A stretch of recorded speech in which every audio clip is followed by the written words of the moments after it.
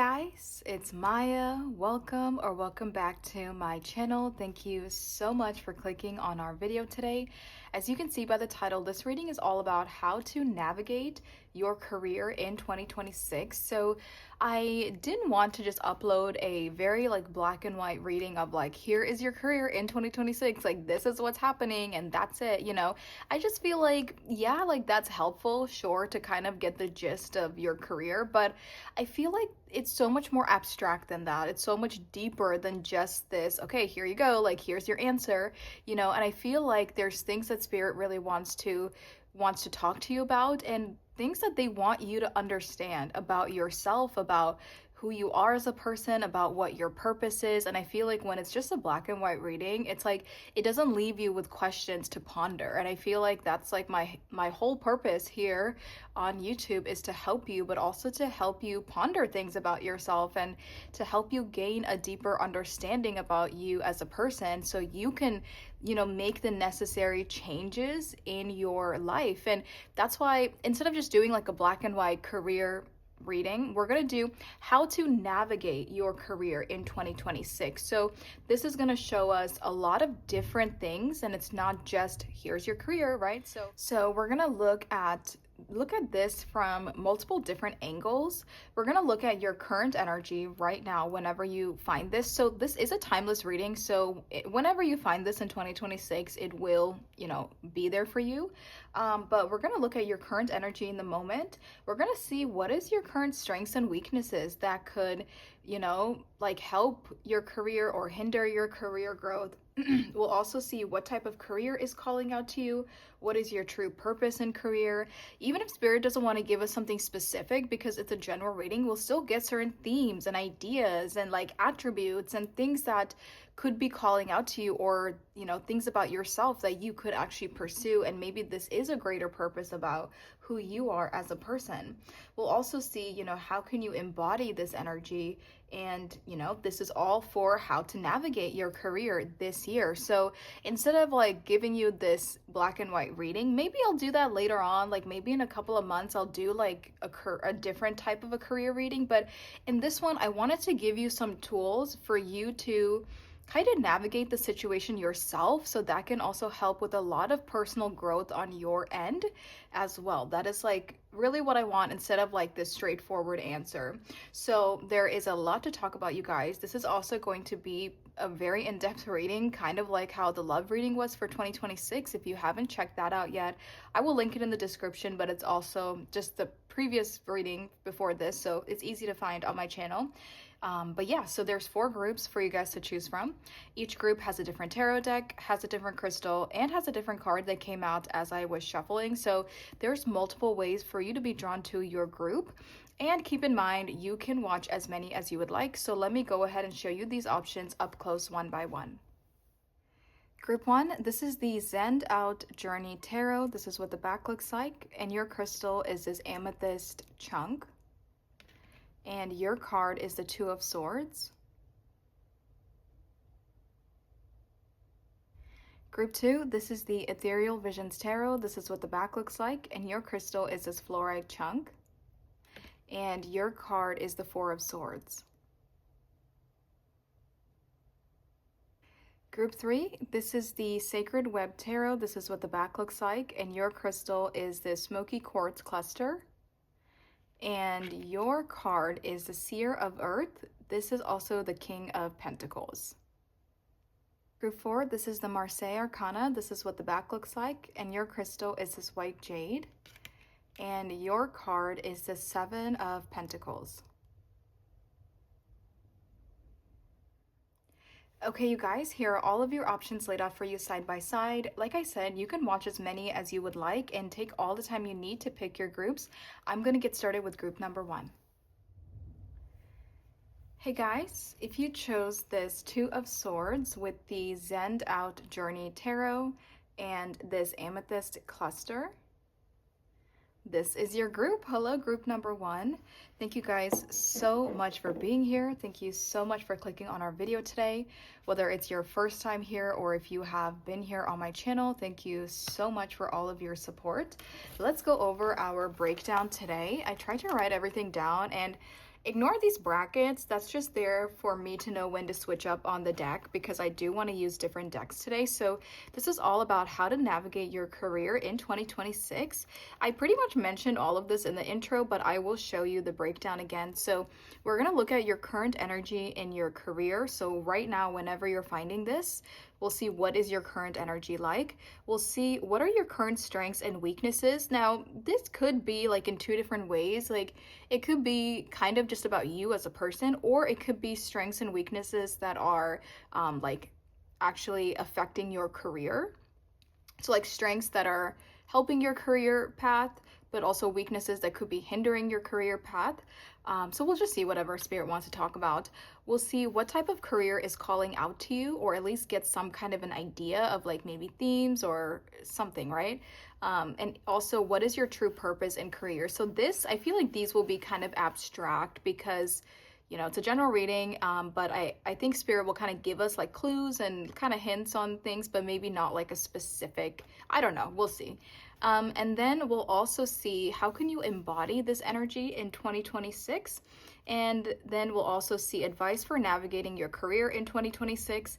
And then we have messages from your future self. So like I said, I didn't want this to be a straightforward black and white reading today. I wanted it to be something that will leave you pondering, will leave you having asked yourself some deeper questions about your own reality, about your own path, about your own purpose. And you know, and I'm almost like giving you the baton, you know, that's how I view this reading. It's like, this is the information, I'm gonna give it to you, but you have to take it from here and you have to create the change you want to see in career this year. So that's pretty much it. You know, it's maybe a little bit of tough love, but you know me, I'm here to help you. So that's what we're talking about today. So get comfy, get cozy. I'm gonna move this. The Two of Swords is a card about confusion. It's a card about feeling stuck, not knowing what to do next, you know, not knowing which option to take next. You just feel stuck, maybe even overwhelmed. Traditional tarot, the Two of Swords, the person is blindfolded, so you could feel like you're kind of in the dark about something. You're at some kind of a crossroads. Or it's also this energy of like, I don't want to progress and I don't necessarily want to go backwards either, so I'm kind of just stuck in the middle of something and kind of figuring out what to do next. So I will say this energy for this group does feel kind of like confusing on like, I just saw 222 as I was saying that, like maybe confused about where your life is going, you know, what's happening next. And there's just it's kind of just feels up in the air for some of you. And I feel like that's probably why you were drawn to a reading like this, so we can really see like what's going on and what path you're meant to take and all of that good stuff. So let's get right into it. So first, we're going to start off with your current energy in your career right now. Whenever you're watching this, this is a timeless reading for all of 2026. So it really doesn't matter when you are stumbling upon this, but it's just your current energy right now when you are watching this video. Let's go ahead and see. Whoa, that was very quick. Look, this literally has that yellow behind it too. That is so interesting. I do think yellow is like your color, group one. But this also is kind of like stalemate, you know. It's so interesting. So let me get my cards and we can talk about it. But what is group one's current energy in career?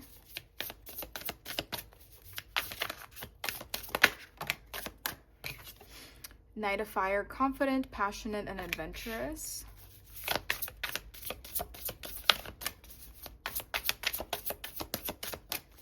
What is group one's current energy in their career?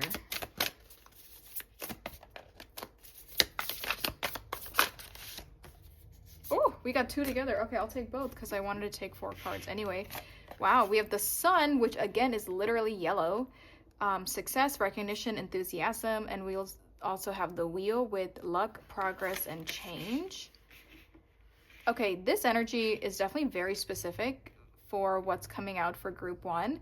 For your main energy in your career right now, like your current energy, it does feel like you're at a stalemate with this 5 of air. This is the 5 of swords, and it feels like you are stuck, right? Like you're literally at a stalemate. There's nothing more you can do to improve the situation. So, and that's what I was feeling earlier too. It's like you don't want to move forward. Maybe you can't move forward, but you also can't really move back. backwards and you're kind of just like sitting there like trying to figure out what to do next. And there does seem to be a lot of divine intervention going on in your career right now, because it feels like up until now you were just doing something that wasn't really meant for you. You know, it does feel like your purpose and your potential, we will get into that, but it feels like it is much different than what you have been doing.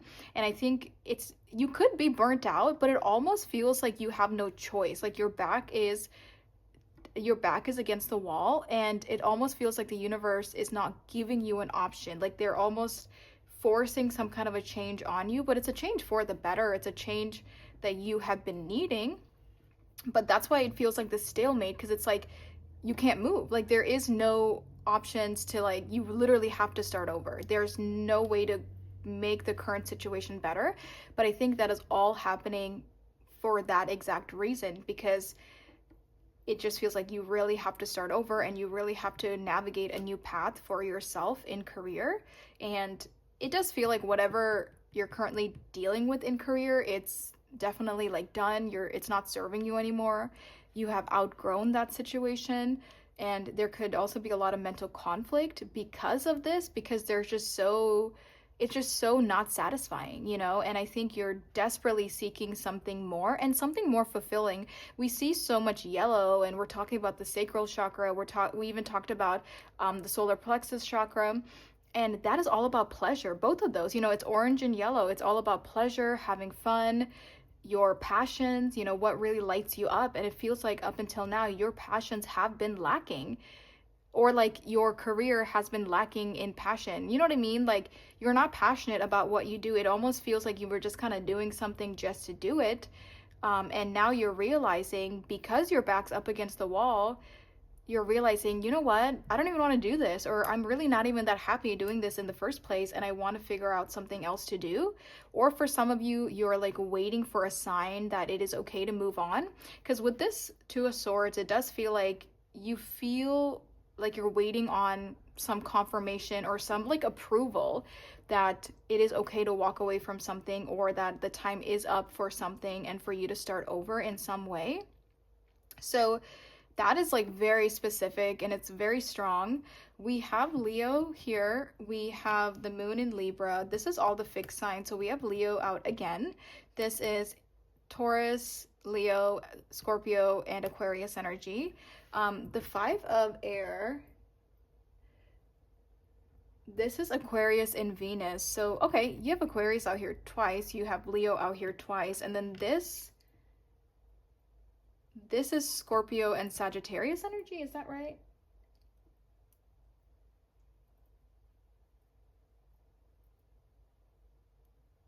Yeah. And that's interesting. We have Venus, right? And we were just talking about you're feeling emotionally unfulfilled. You're not in love with what you're doing. You're not that part in your heart that wants to be fulfilled by their career, that is empty and it has been lacking. So what else is interesting is there's so much fixed energy going on. And I think that's another reason it could have been tough for you to kind of break out of this for a while, because you've been so fixed and so set in stone for a while, kind of just waiting for a certain outcome, or really pushing yourself to just keep going, maybe giving the situation the benefit of the doubt. But it feels like it's time to be flexible. It's time to change this and try something new. And I think your soul is ready for it. I don't know if your human self is ready or if your brain is ready, because I do think your brain could be holding yourself back, but I think your heart and your soul and energetically, you're really ready for something new in your life and something that's just much more fulfilling. It's kind of the energy of like, if you're an artist and you're like, you know, that's your true passion, that's your true desires in life, that's what lights you up, is being an artist and expressing yourself, oh my god, creative, why can't I say this word right now? That is such a tongue twister. Okay, I'm done. You know what I mean? You're trying to express yourself through a creative sense, and but you're working a 9-to-5 desk job. You're like an accountant. You know, like you're doing something that's so different from what your passions and your heart is really longing for. But I think, you could have been in it for making more money or for more stability, or maybe because that's just the opportunities that were given to you. And then for others of you, again, with all this Aquarius energy, Aquarius is very logical. So I feel like you could go back and forth between your brain, which is your logic, and then also your heart. Like your brain is saying, no, we have to do something practical, something that will give us stability, something that is like very like what to expect, and that you'll get like your benefits and you'll have a steady income. But then your heart is saying, but maybe I want to be an artist, or I want to be a musician, or I want to do something, my passion is doing these things, but I know there's not that much stability in it, or it's kind of unpredictable. But your brain is kind of telling you, well, let's just stay with the predictable. Let's stay with what we know to be true and what we know will give us the stability we're seeking. So there is this energy where you are almost trying to like break out of that. I think your soul and your heart and your desires are really trying to break out of what your brain is telling you to do. And that's why you could feel conflicted.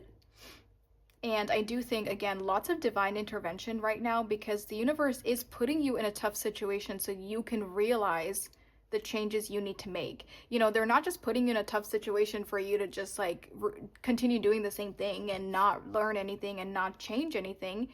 They are wanting you to actively change something and choose a different path, or they want you to learn something. It's going to be different for everyone because this is a general reading, but it's like they really want you to learn something, and that's why there is this sense of divine intervention. And it also feels like you have so much potential. I know we're going to talk about your potential here in a second, but with Leo here, with the sun, with success, recognition, and even this confident and adventurous energy, and with luck on your side, it feels like you have so much potential within the niche that your intuition and your passions are in. So like, everything is calling you to a specific niche, and you would have so much potential if you actually pursued that niche, whether it's music, whether it's art, it's something creative. It's something that's a little bit unconventional, it's a little bit creative, and maybe you're just nervous because it might not give you the foundation that you are looking for right away, but that's kind of what your soul and your heart wants to do. I think you would like kind of blow up. I think you have so much potential. You would have a lot of eyes on you. You would definitely gain some kind of a status and reputation, and you would be really good at it. And I think because you're good at it, you're making money from it, then you're also passionate about it. I think it would just give you so much fulfillment in one thing, and it's like it's what you want to be doing. And the fact that you're able to monetize it or live off of it and create a foundation off of it, that's like the cherry on top. So that's kind of what I'm sensing for this current energy for group number 1. And the fact that we have 2 major arcana, it just feels like, Spirit is really trying to talk to you about your career. So you need to really take in and absorb all the signs and synchronicities and all the messages you're receiving, all the intuitive messages, and to really see like what they're trying to say to you right now.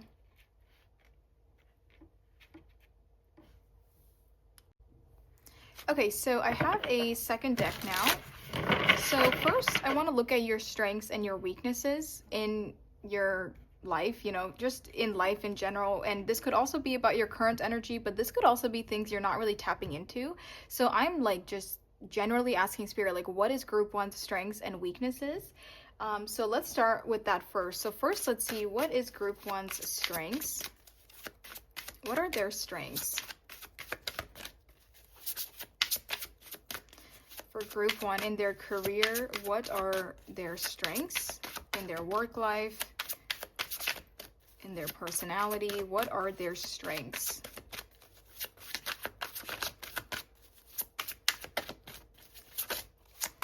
What is one of their strengths?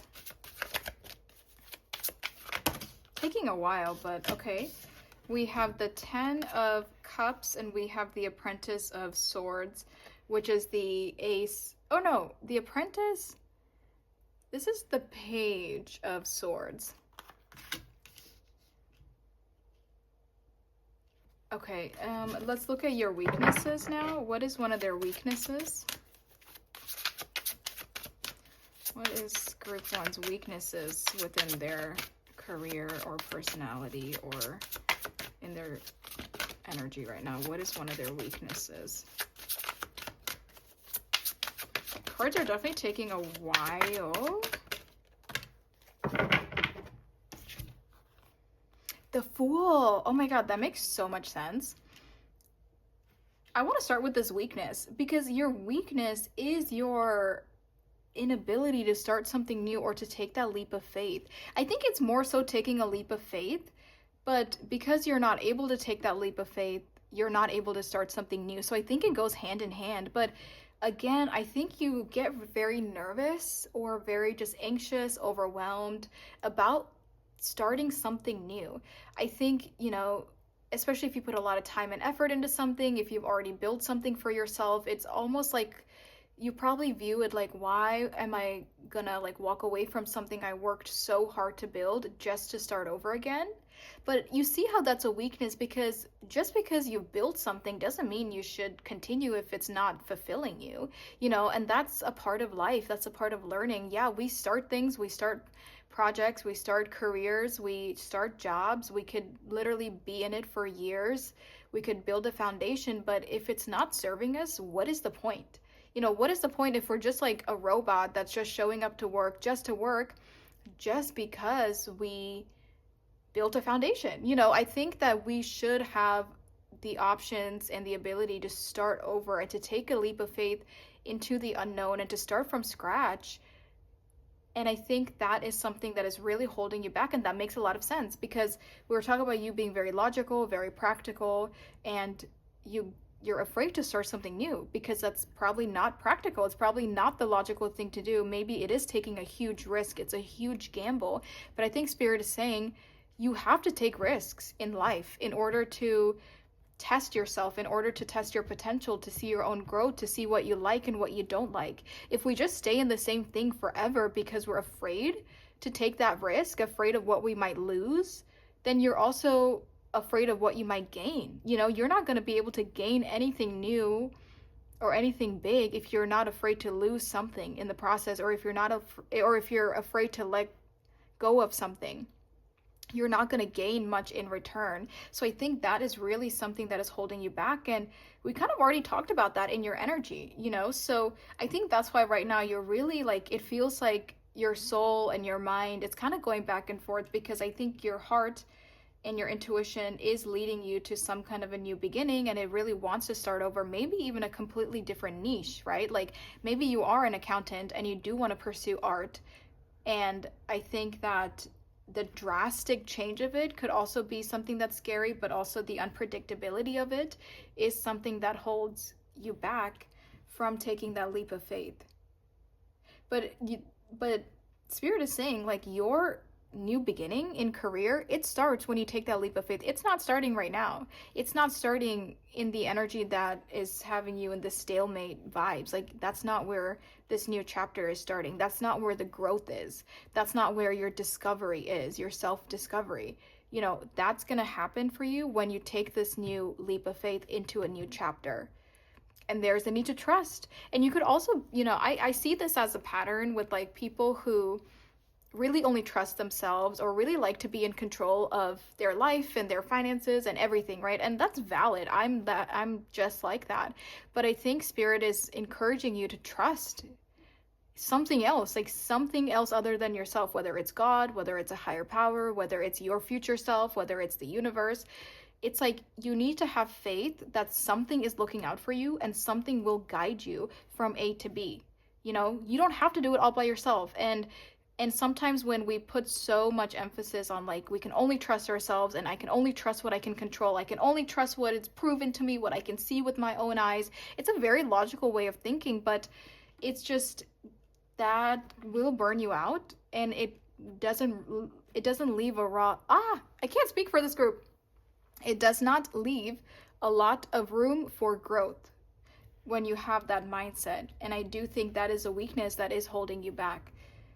And I love your strengths, because for one, with the Apprentice of Swords, so this is the Page of Swords, one of your strengths, group one, in general in life, is you're quick to learn.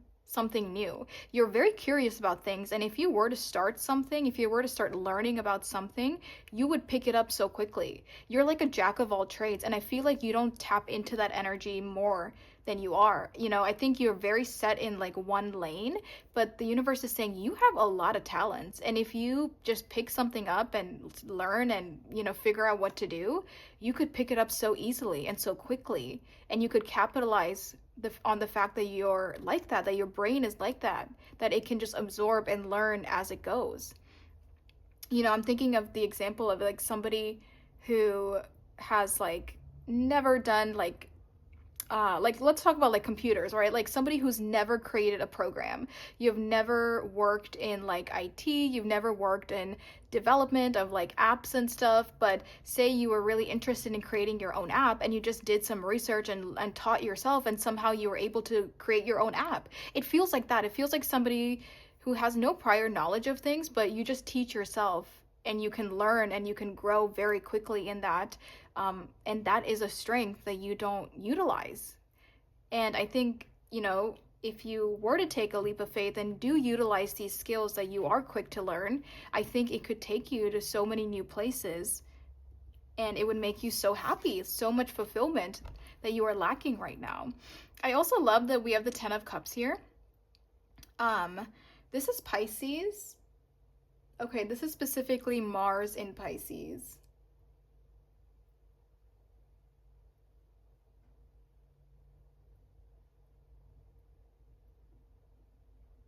You really, one of your strengths is connecting with people. And I think that's so interesting because, again, if you have a job where you're just working this 9 to 5 and you don't connect with people, you're connecting with numbers or you're connecting with a computer all day, again, you're not utilizing your strengths to its maximum potential because you're not connecting with people. You know, there's a certain type of empathy that you have, there's a certain type of love, and like you're really good with human relations and human connections, and especially with your own communication. I think you could be a great speaker. I think you could really you know, you could really like talk to people and be motivating to people, and it's just like you have something about your connections, or maybe how you bring the community together, how you have this sense of like awareness for the people around you. There's like something here with like human relations and your love and your empathy for people. And I think that that is also something you don't utilize because maybe you are just looking at a computer all day, or maybe you're just like sending a few emails all day and you don't have that human interaction. But I feel like you would be really good at that, at this like celebrating humanity, celebrating community. Again, a very specific example would be like if you were to like teach an art class, you know, that way you are doing something creative, but then you're also having that relationships with people throughout the day. You're helping people, loving and nurturing people. And I think that is really something you're good at, but you're really lacking that right now in your current energy, which is why it's unfulfilling. You're like a really good support system for people. I think like, yeah, so like a teacher, right? A teacher needs to be supportive. A teacher needs to be able to, like, people need to rely on their teacher and on their instructors and stuff. And it's like you have such a love for you that people could genuinely rely on you and trust you and learn from you. And I just feel like you don't really tap into that at all. Or at least it's like maybe you do a little bit, but you want to tap into it on a much larger scale.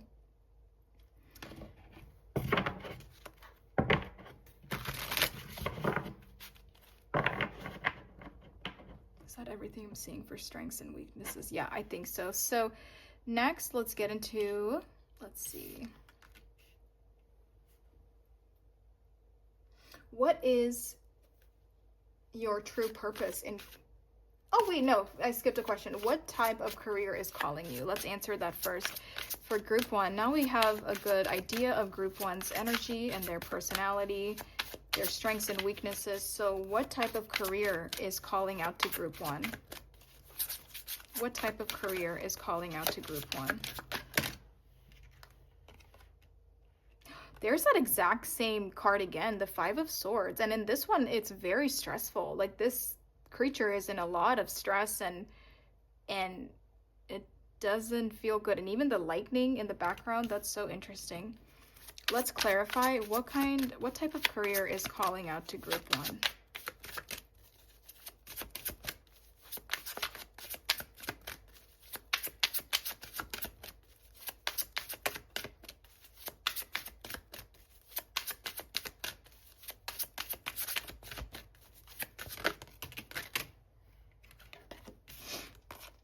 We have the 8 of Cups with the number, oh, I just realized I haven't been mentioning the numbers for any of them. 45, 60, 0, 54. We have mirroring numbers, 45 and 54, and then we also have 43. So this is very specific. For one, you could be somewhat like, for some of you, there could be like attachments within your career right now, like with what you are actually doing. So say if it's like your coworkers or the people that you're around every day, I think that there is some attachment, because we see like there's like eyes with tears coming out and like letters, like goodbye letters, or people trying to stay in touch with you, or you trying to stay in touch with people. So with that 8 of Cups talking about like walking away from something, it feels like in your current job, current career, there's like people, or there's some emotional connections and attachments that you have, which makes it tough for you to walk away from it. Maybe that's another reason you feel like you're in a stalemate and your back's turned against the wall, because, you know, there's people that you love and you've developed this strong bond with certain people, and you're like, you don't want to walk away from that, but maybe that's like the only thing that's good about it. And it's almost this energy of like, is it worth it? You know, yeah, like you have some friends and there's some attachments, but is that emotional attachment, does that outweigh all of the cons or all of the unfulfilling energy you feel, all of the other things that you're feeling? Is it worth it to just be there because you're attached to like a person, or you're just like emotionally attached to it somehow? I think that's something that's going on for you right now, because with what type of a career is calling you, I'm not getting a specific career right now, but it's giving me the energies of the thing that's calling you. It's very different from what you do right now, which we kind of already talked about that, but it does feel like your calling would require you to leave and walk away from the things that you are emotionally attached to in your current job, which is what makes it tough. And that's why you're at a crossroad. Because I think you would completely have to walk away from this and have like a brand new beginning for yourself with new people. Maybe you don't know anyone there. You're literally starting over. Maybe it's even in a new city or a new state, maybe even a new country. There could be an environmental change, but your soul is like really longing for this brand new beginning, but your heart is connected to something that you eventually have to walk away from if you want to do this. And even this 5 of Swords, it feels like the career that's calling you would really put you out of your comfort zone to a point where you might be very anxious and stressed, because this just doesn't really feel like the smoothest of energies, but your soul is calling you there for a reason, you know? And I think this again goes back to that comfort zone message we talked about in the very beginning, that you have to be a little bit uncomfortable to grow in life, to take that leap of faith, to see the possibilities, to push yourself to your true potential. You have to be a little bit uncomfortable. And I think that the place that your intuition is calling you to, it's a little uncomfortable, and it would require you walking away from people or things that would make you a little bit upset. And it really feels like this snake is you. And even this image of the ant holding the sword here, I feel like the snake is you. And you're kind of tangled up in some kind of a mental conflict or like a tug and pull situation within your career. And it's causing, and where your intuition is calling you to, it's just causing this like mental conflict within yourself right now. And it's just like not the most peaceful situation.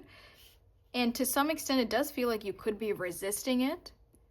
Like your intuition has been saying this for a while, to the point where the universe literally had to put your back against the wall for you to make a decision, or for you to walk away from something.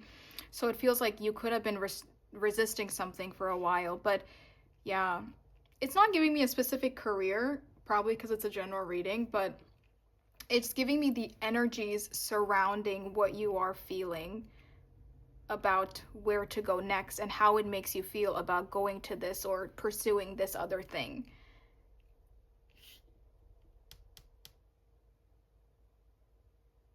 And again, this goes back to that flexibility. Like, I feel like the universe just wants the snake to loosen up a bit. Because it's like the tighter it gets, the more conflict it's causing within itself. But if it was to loosen up and be a bit more flexible, maybe it could avoid some of this mental conflict. It's like, what is that? There's something, right, where like the more you put pressure onto it or the more anxious it is, it like tightens up. But the more I think I'm thinking about Harry Potter. Obviously, I'm sure there's like a real natural phenomenon that also does that. But I'm thinking about Harry Potter, where it's Harry Potter and the Sorcerer's Stone, where they fall into that thing, and Hermione keeps saying, "Hey, don't freak out, because the calmer you stay, you're gonna just fall right through it and get out to the other side." But Ron is like freaking out, and the more he's freaking out, the tighter that grip gets. I think that's exactly what that is, like the energy of that. Okay, so now let's see, what is your true purpose in career? So we kind of see a little bit of all of this. What is... It also feels like with whatever you're currently doing, same with this message, you can't truly be yourself, especially if you're sitting at a computer all day, or if you're doing something that's so repetitive and it's just like there's no form of expression. I feel like you are a very expressive person. You're very creative. You're very talented. You could be very musical. Like, you express yourself through art or through dance or through your body. You know, it's like you are just so expressive and just like, you're like this firecracker. But whatever it is you're doing, it's like not allowing you to be that firecracker. But you're afraid to move on for some reason, or to actually pursue what you're really doing or really want to do. Okay, what is your true purpose in career? So for group one, let's tie this all together and see what is their true purpose in career. What is group one's true purpose in career? Whoa, that's a lot. Okay, or it's two. The Hanged One and the Four of Swords. That is crazy, because both of these talk about a period of rest. The Hanged One literally talks about a perspective shift, inactivity, and the Four of Swords also talks about inactivity. So that's like really interesting that both of the cards that came out have the exact same message, and I guess in a different manner.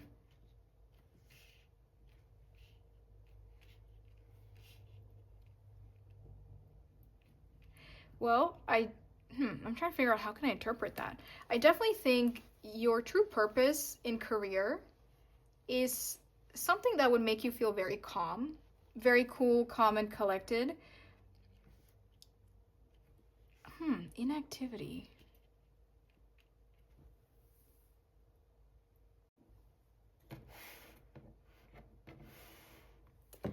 Okay, so let's tie this all together. And let's see, what is group one's true purpose in their career? So what is their true purpose in career? What is their true career? What is their true purpose within their career? What career path is truly for group one? Let's see. The Three of Cups. Oh, interesting. We have the Devil, we have the Six of Pentacles. That's interesting, because with that Three of Cups,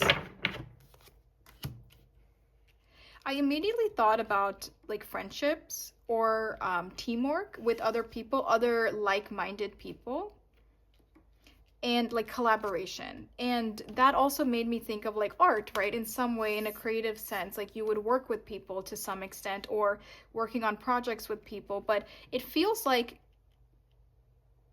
I'm not getting like a specific career path, probably again because it's a general reading, but it feels like your true purpose is to work with people, to collaborate with people, and not to be working alone. So you could be working alone right now, or doing a lot of things by yourself right now, which isn't really serving you.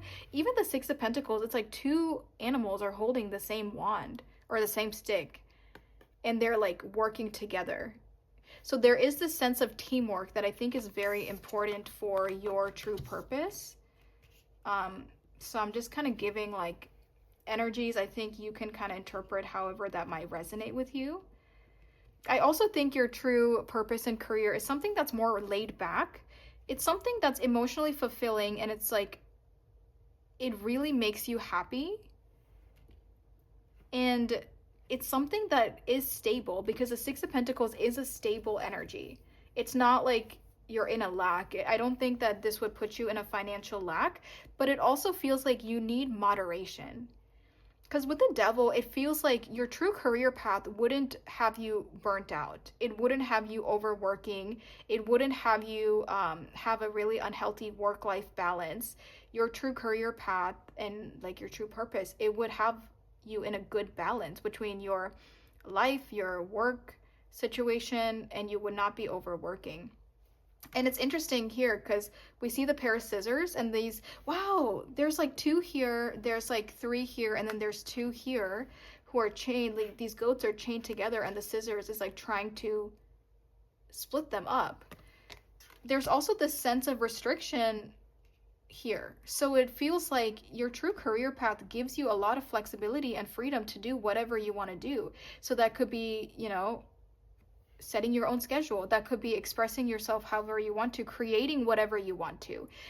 Again, the you know, if I'm using an artist or a creative as an example, it's like you would be able to create your own schedule. You would be able to create physically whatever it is you want to create, or the type of music you want to create. Or there's this idea of like, you're your own boss. You're not allowing somebody else to rule you or to control you. You're really like cutting off from that negativity, and you are able to be flexible in whatever it is you want to pursue. And whatever your true path is, it would have that level of flexibility. So even entrepreneurship is definitely coming to mind. And definitely working with like-minded people, because again, you're really good with people, you have really good communication skills and all of that. So I think that goes in hand, that if you are in a career that does not interact with people, especially like in a fun and in a loving way, in a creative way, or in like this, in this exciting manner, I think you would be very bored and unfulfilled, and it's just not it for you. And it also feels like you would really thrive with something that's not set in stone, which is so funny because I feel like you're afraid of flexibility. You're afraid of something not being set in stone. And you think like your brain is telling you, well, if we have something that's set in stone and it's like the same thing every day, then we know we're going to get it done and we can't fall off the schedule. And like, that is the safe zone. But I think in reality, your true career path is something that's not set in stone. It is not the same repeating thing, and it's not predictable the way your brain wants something to be, which is so interesting, because it really feels like, yeah, creating your own schedule, creating your own things, you know, maybe physically creating things with your hands or something like that. There's a lot of flexibility involved. There could be a lot of traveling involved as well, because maybe you like want to collaborate with different people in different places, or you travel and you sell your items from different places to different places, or you like work with people in different communities and different cities. Like it feels like you can't be set in stone physically, but you also can't be set in stone when it comes to the routine and the schedule. And it's something that has to change from time to time, or even on a daily basis, for you to be truly fulfilled by it. But definitely people, like that, you know, a sense of community and a sense of people is very important for your true purpose and like what you are really meant to do. So these are all like, you know, examples of the energy. Please interpret it. I'm not getting specifics for this group. So let's go on to the deck you guys chose. And I feel like I already kind of answered this question, but we will ask again. How can group 1 embody this energy in their career in 2026? How can they embody this energy in 2026? Oh, that is so interesting, because you literally got your intro card out again. And I'm hearing that you have to make the hard decisions sooner than later. Because I think the longer we don't make a decision and the longer that inactive energy remains, the worse you like fall into it. You know what I mean? It just feels like the worse, not the worse it's gonna get, but like that conflicting energy or that unfulfilling energy, it's just gonna linger. You know, if you don't take that leap of faith, or you don't change something, or you don't make a decision about something, it's like it's never gonna change. And maybe you're waiting for something else to change it, but it does feel like the power is in your hands and you have to change it. And that is something that can help you embody and get closer to what you need to be doing. Let's get some more. How can group 1 truly embody their energy in career in 2026? How can they truly embody this energy in career in 2026? There's a lot of cards coming out randomly.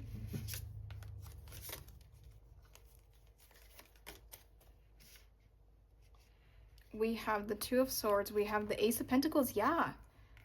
Again, doing something new. Switch it up. Change your energy. Change what you're doing. Look for something different. I also feel like there's a sense of self-reflection and self-awareness for you to really ask yourself, like, what do I want to do? Where do I want to go from here? You know, what makes me happy?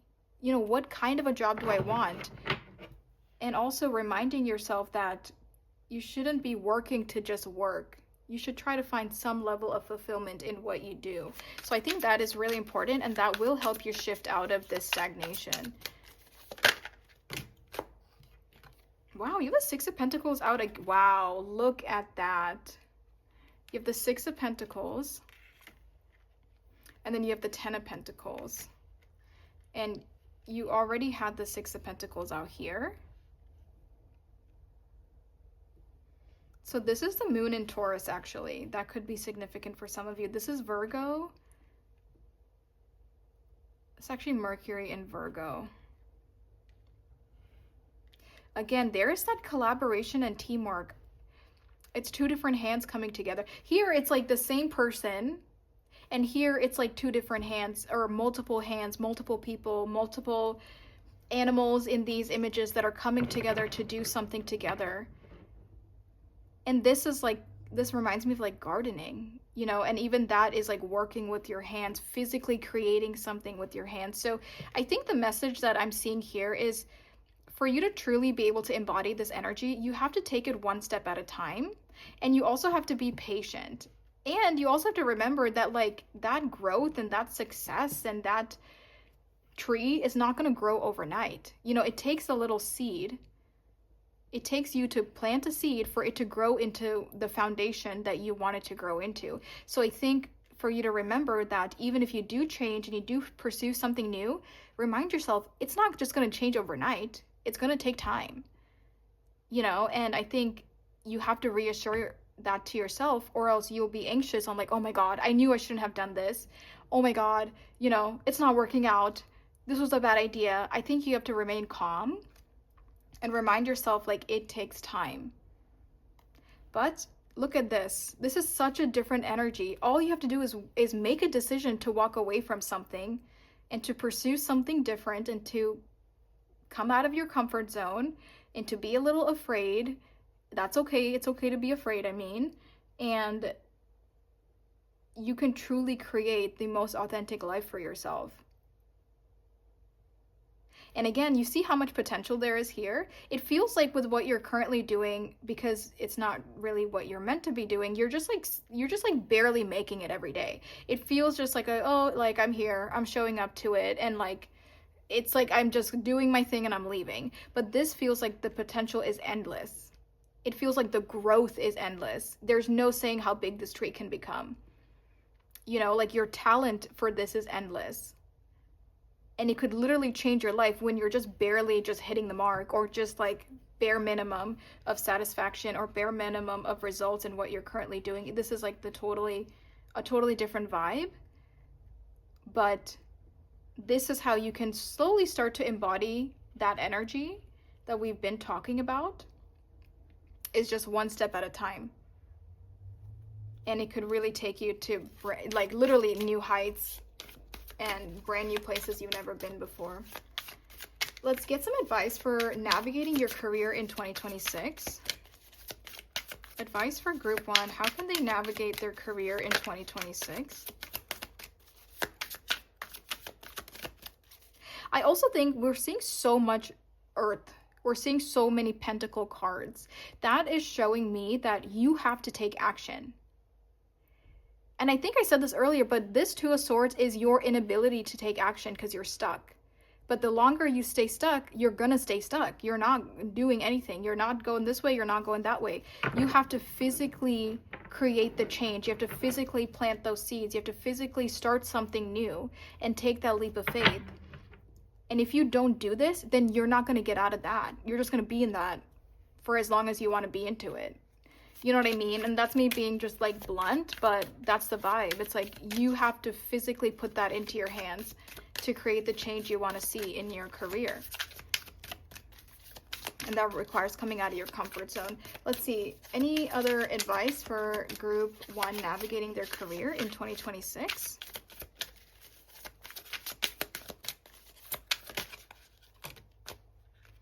Aw, the Queen of Wands. For 1, taking your power back. Wow, there's another tree with the World. The way you can navigate your career in 2026 is literally taking your power back. Because right now it feels like your power is not with you. Your confidence is not with you. Because I think, you know, your brain or your comfort zone or something is holding you back to where you're not fully stepping into your potential. You're not fully stepping into your power. And I think with 2 trees coming out here, Spirit is showing you symbolically that, again, your potential is infinite. There is no saying how big this tree can get. It's literally going to be a Jack and the Beanstalk energy if you allow it to be. But you have to take it into your hands and you have to create that change. You have to find your confidence. You have to take your power back and you have to reassure yourself that you are capable of what you want to do and that you're going to go after it. It wants you to be in a positive and motivated energy and an action-oriented energy on top of it in order for you to navigate this. And with the World, I love that we have the World and we have the Fool because the World is the last card in the Major Arcana. And the Fool was your weakness, which is your inability to start a new cycle and start a new chapter. And the World is the end of a cycle and the end of a chapter. So it really feels like the way that you can navigate this and get into this in 2026 is to end that chapter. You're already in a cycle that's ended. Like I feel like this energy, you've already hit the ceiling a while ago and you're just sitting there and you're like not changing it. So it's time. Spirit is saying literally, if you want to change your career in 2026, you have to take that power and come out of that cycle that you have been stuck in and have a new beginning. That is what's going to help you move forward. And I feel like I said that earlier, right? So that's what I'm seeing for your messages, group 1. Now, I have another deck. If you are an OG subscriber, and I literally mean like OG from 2022 when I first started my channel, I used to use this all the time. This was one of my like first like few oracle decks that I have, or that I had at that time, and I used to use it all the time. And I just found it at like the bottom back part of the shelf, and I was like, you know what, I'm going to use that today. So let's get messages from your future self. For group 1, let's get messages directly from group 1's future self, please.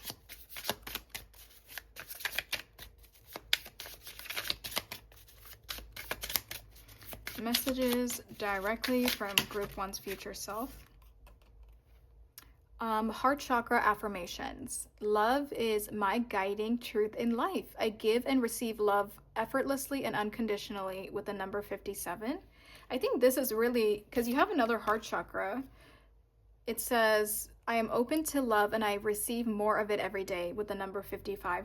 I think your future self is really saying to you that you need to pursue your heart. You need to pursue your passions and what you actually love. You know, I think that you've been suppressing your heart. Oh my God, look at that. I was literally talking about your solar plexus this entire time. Solar plexus affirmations. I am motivated to pursue my true purpose. Come on, I can't be more specific than that.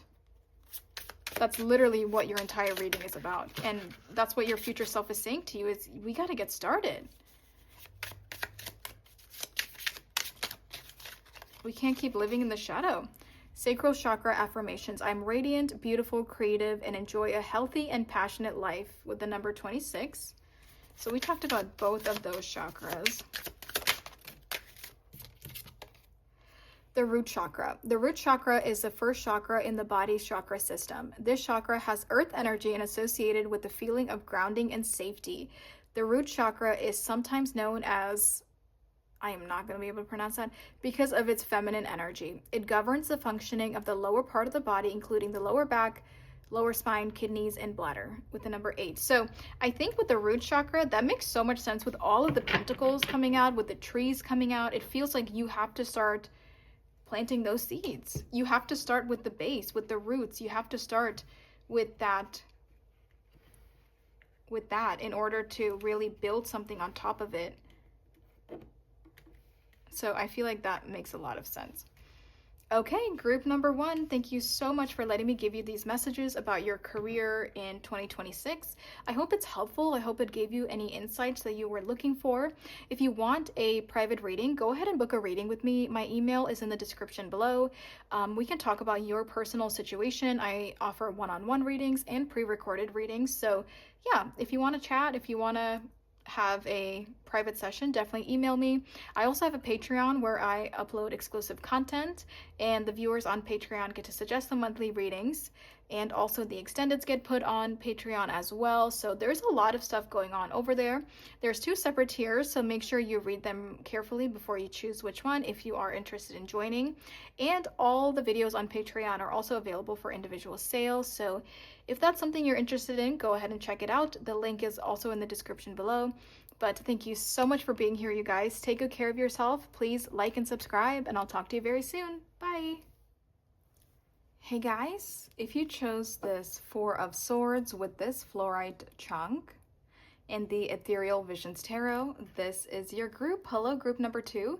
Thank you guys so much for being here. Thank you for all of your support here on my channel, whether it's your first time here or if you have been here before.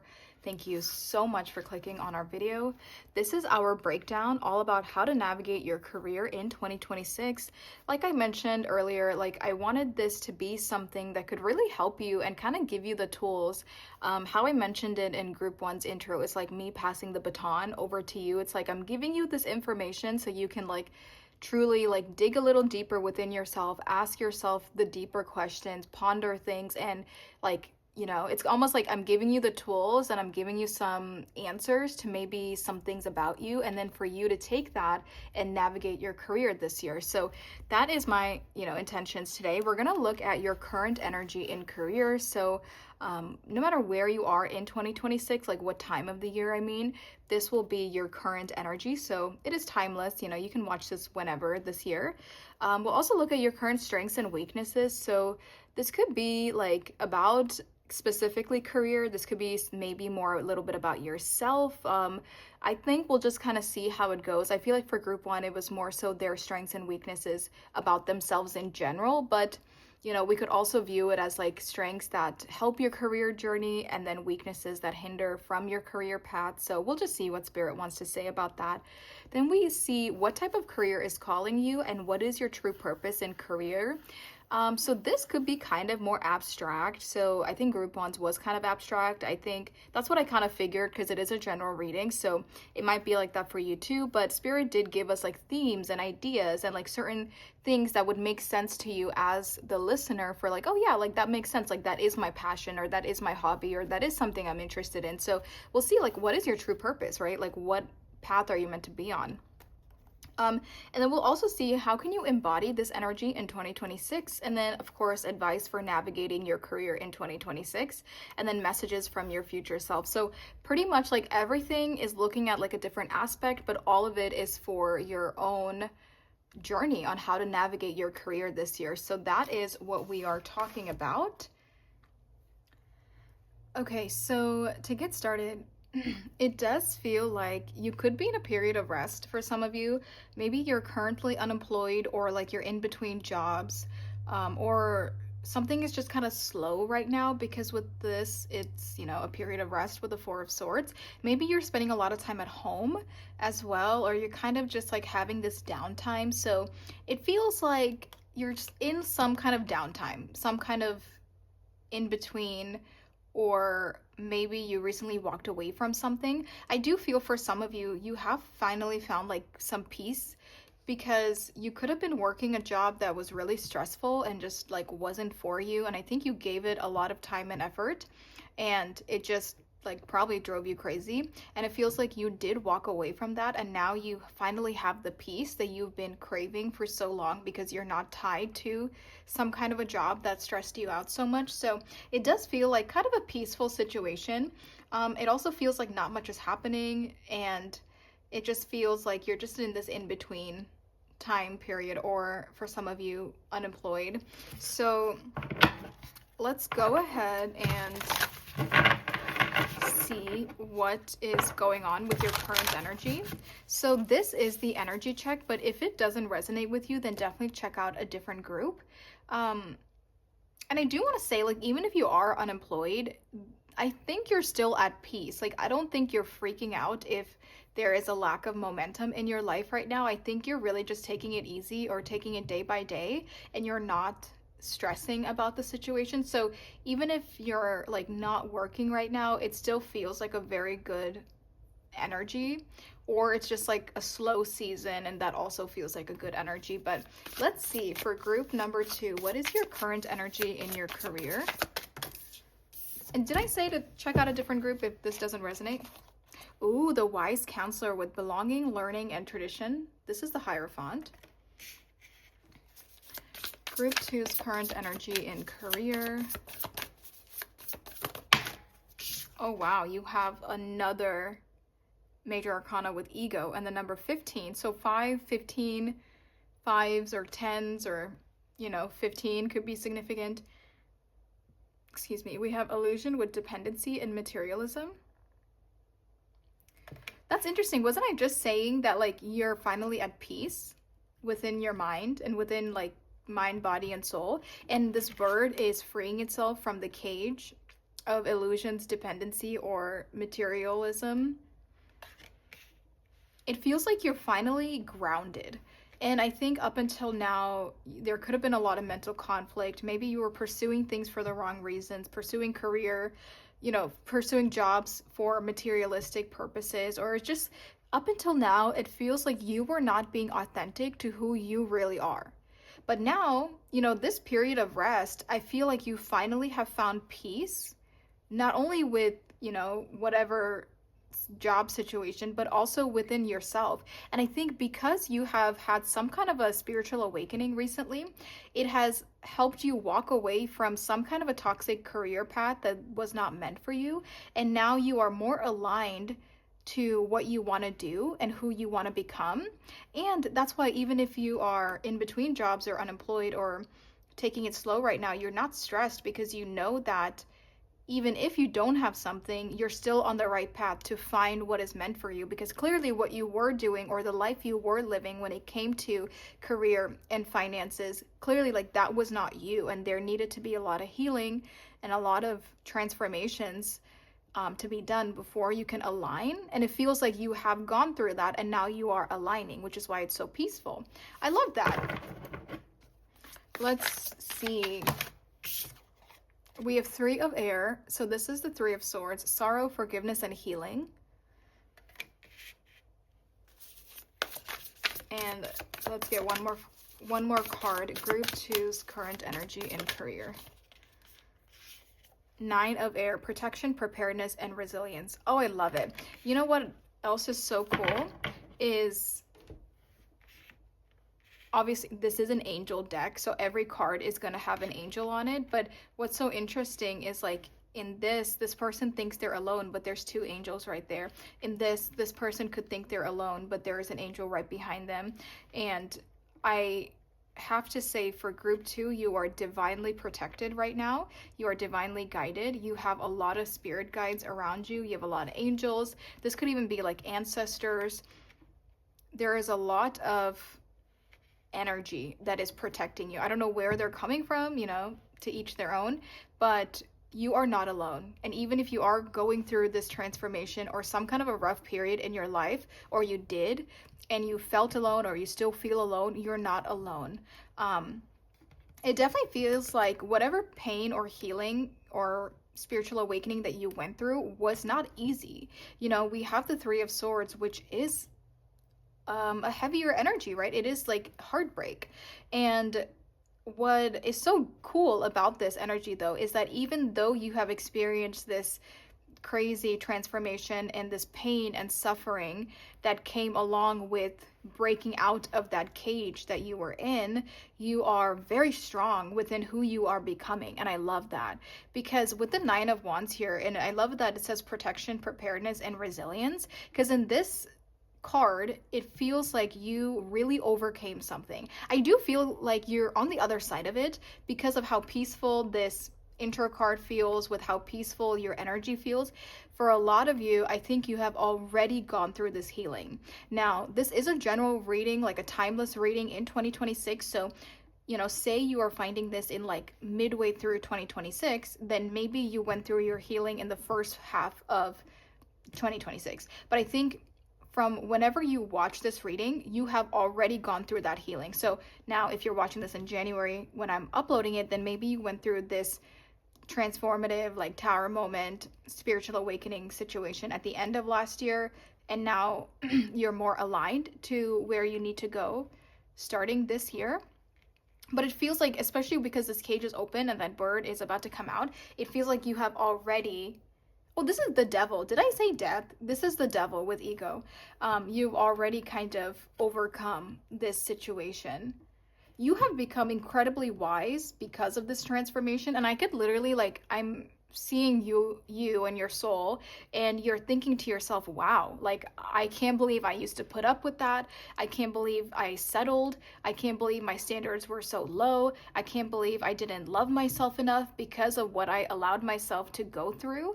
And it feels like the person that you are today is vastly different from the person from before this awakening and before this realizations that and the healing that you went through. So it feels like two drastically different people, and you're so wise, you're so evolved, and you're really on the right path when it comes to your overall evolution.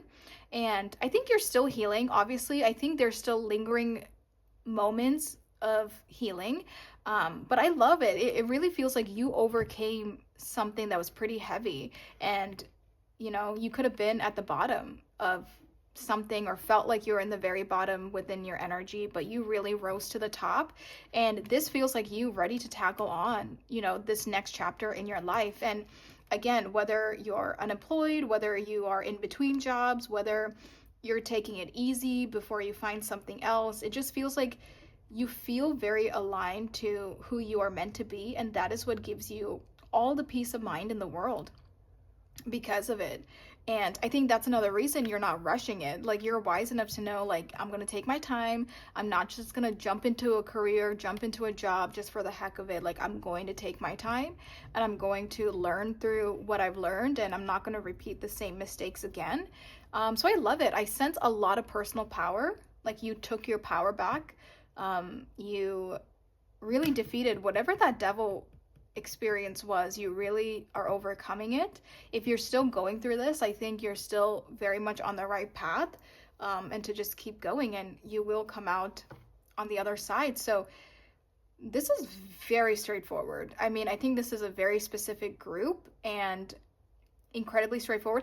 If you are currently going through this, I know it is a general reading, and I know I was saying, like, you've probably already gone through the transformation, but if you are currently going through this, you're on the right path, and Spirit is saying you have to let go. You have to let go of your previous expectations, your previous beliefs. You have to allow Spirit or higher power or God or whoever it is that you have faith in. You have to allow them to guide you to where you need to go. especially if that path doesn't look like the path that you envision for yourself, or it doesn't look like something you would do. There's something here about you really have to trust the process, especially if you are unemployed, or if you are sitting at home and things are not moving forward the way you wanted to. There's a reason you're in a period of rest. Like, it feels like everything is happening for a reason, and you have to take it day by day, because the universe is unfolding things day by day. But say if you do feel like stuck at home, or if you do feel like you're stuck in this limbo and things are just not moving, they're saying there's a reason for that. There's a huge reason for that. And it is really tied into your overall evolution. And that's why you really have to go through this sense of healing, and this transformation before everything makes sense. But yeah, allow yourself to be in that stillness. That is very important. I think a lot of you are, but in case you're not, that is very important. So that's kind of what I'm sensing for your main energy. It feels good. It doesn't feel stressful. It doesn't feel hectic. It feels like you have surrendered and you do have faith in something to show you the next steps. And it does feel like you have come out of this gate 11:11 on the time, as I was talking about the bird coming out of this cage. So that feels good. Let's get into my next deck here. I want to look at your current strengths and weaknesses. So this is going to be your current strengths that will help within your career, and then your current weaknesses that are actually hindering your current career path. So group 2, what is a current strength that is helping group 2 along in their career? Oh, the 8 of Wands. This is making me think of birds of the same feather flock together, because we're talking about this bird, and I feel like birds could be significant for group 2, and that could be like a sign or synchronicity that you see often. But okay, that's interesting, right? That saying is interesting. Okay, so we have the 8 of Wands for your strengths. Let's clarify a weakness for group 2 that actually hinders their growth. A weakness for group 2. Apprentice of Pentacles. This is the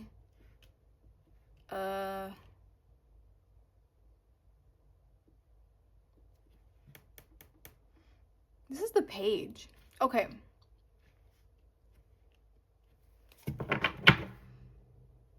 So for Wands here, talking about strength. So this is Mercury in Sagittarius energy specifically. It feels like, for one, you could be very go with the flow. I also think that you could love to travel, or you're very well experienced, or you want to be. I also feel like you're very open-minded. You could also, be very interested in higher level of studies and very like philosophical vibes that you could possibly give off. But I think this being a strength of yours is that no matter where you go, you can fit in. No matter where you go or what you do, you can get along with people, or you can pick up on new ideas, new hobbies, new languages, new cultures. Like, you can pick things up easily. And it also feels like you are not meant to be in one place, like especially with birds and a whole flock of birds on this card. And the 8 of Wands can definitely talk about traveling and new experiences, and it feels like you're not meant to be in one place. So I feel like something that could affect you a little bit in your career, if it's like the same repetition over and over again. You're in one place doing the same thing, and it feels like you are meant to do something that's a bit more flexible, or that's not so set in stone. But I also think, like, since this is Mercury, you could be able to communicate with people really well, and maybe you can communicate, maybe you're also bilingual, oh my god, you know what I mean? Maybe you can speak multiple languages. That word is about to be a tongue twister, and I'm not attempting it, but you could be able to speak multiple languages. You could even be like a translator, or maybe if you wanted to be, I think you could be really good at a job like that. But yeah, it feels like you have some like very interesting talents and skills. But it does feel like other people are a part of this in some way. But also, you have to be a free bird. Like, the way a bird does not stay in one place, it travels, it moves as it wishes. And I think that is something that you're very good at. And I think that's something that could strengthen that type of a job. Like, it almost feels like if you were to do something that's a little bit different than that, such as if you're just stuck in one place, doing the same thing over and over again, maybe not having much communication with people, that could really affect you long term.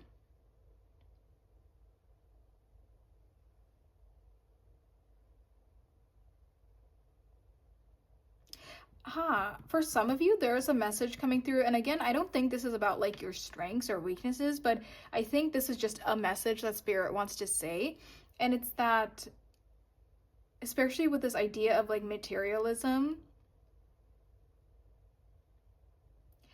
Spirit wants you to know, like, it doesn't matter what other people think about you. And maybe that's something you're healing through this journey. But you could have placed a lot of emphasis on like what others think, how others are going to perceive you, or like, do you have enough materially? Because this is kind of giving me like a traveling nomad kind of an energy, like somebody who is not materialistic. They don't carry a lot of things with them, and they roam from place to place, picking up on all these new experiences and all this new knowledge. And there's something about you that's very unique, and you should embrace your uniqueness, and it shouldn't matter what other people think. I don't know who that's for, but that is something that's just coming through. For a weakness, we have the Page of Pentacles as a weakness. This definitely feels like starting something new, having a new idea, putting this idea into motion. Maybe sometimes you have ideas and there's like business ideas or things that you want to do in career, but you don't materialize it. Like, you don't bring it out of your head and you don't like do something with it, and then you forget about it. This could even be like, for example, say if you're like an author and you have like ideas of like really cool ideas of these novels and stuff, and then you maybe like write down your ideas, but then you never like do anything more with it to actually create a book out of that idea. It's something like that. It feels like that is a weakness, because you could have these great ideas, but you have a hard time bringing them into the 3D. You have a hard time starting them. You have a hard time, it's like you have a hard time materializing it in some way. You have a hard time growing it. Maybe you like start something and you're unable to finish it. Or it's also possible that you have like so many things on at once that you cannot cater to all of them, and then you get burnt out. It's something like that too.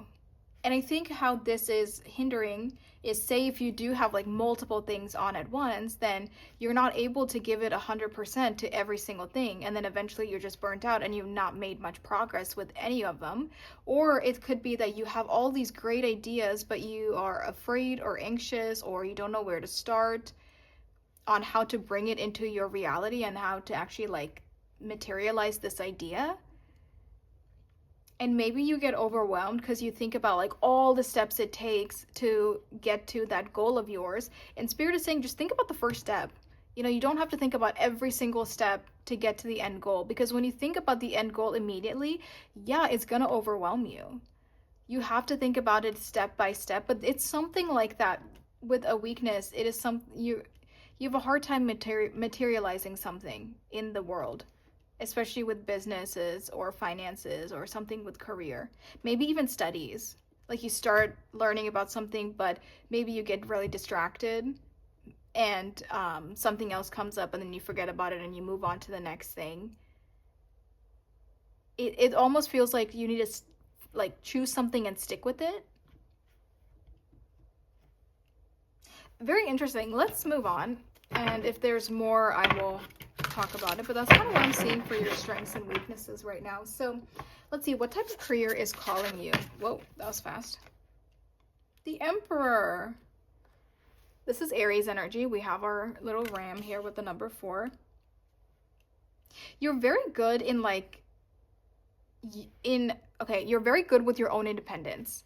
And I think that makes sense because you do really well when you can make your own rules, when you can do whatever you want to do, when you have the flexibility to create your own schedule or to create your own things, right? Because I think when you work as a part of a system, then you kind of have to do what that system wants you to do. But I think that a type of career that could work out for you is you having complete freedom and complete control over what you're doing. So, like, you are the boss in a way.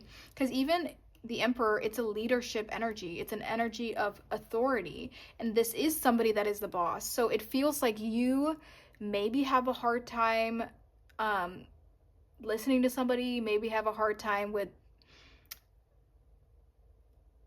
things that are like set in stone and you just have to like go with the order of things. It almost feels like you have to like be your own boss. You have to have that level of flexibility, that level of freedom.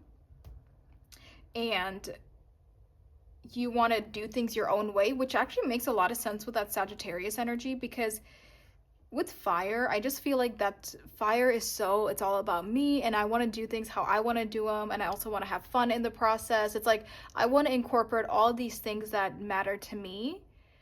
And it feels like maybe your traditional 9 to 5 or your traditional desk job does not allow you that freedom or that flexibility.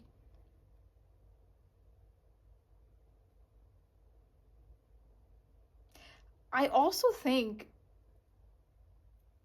you would be really good in a leadership position, group 2, but you doubt yourself or you like belittle yourself in some way. Spirit is saying you would be very good in a leadership role because that's what the Emperor is. He is, or she is, the leader.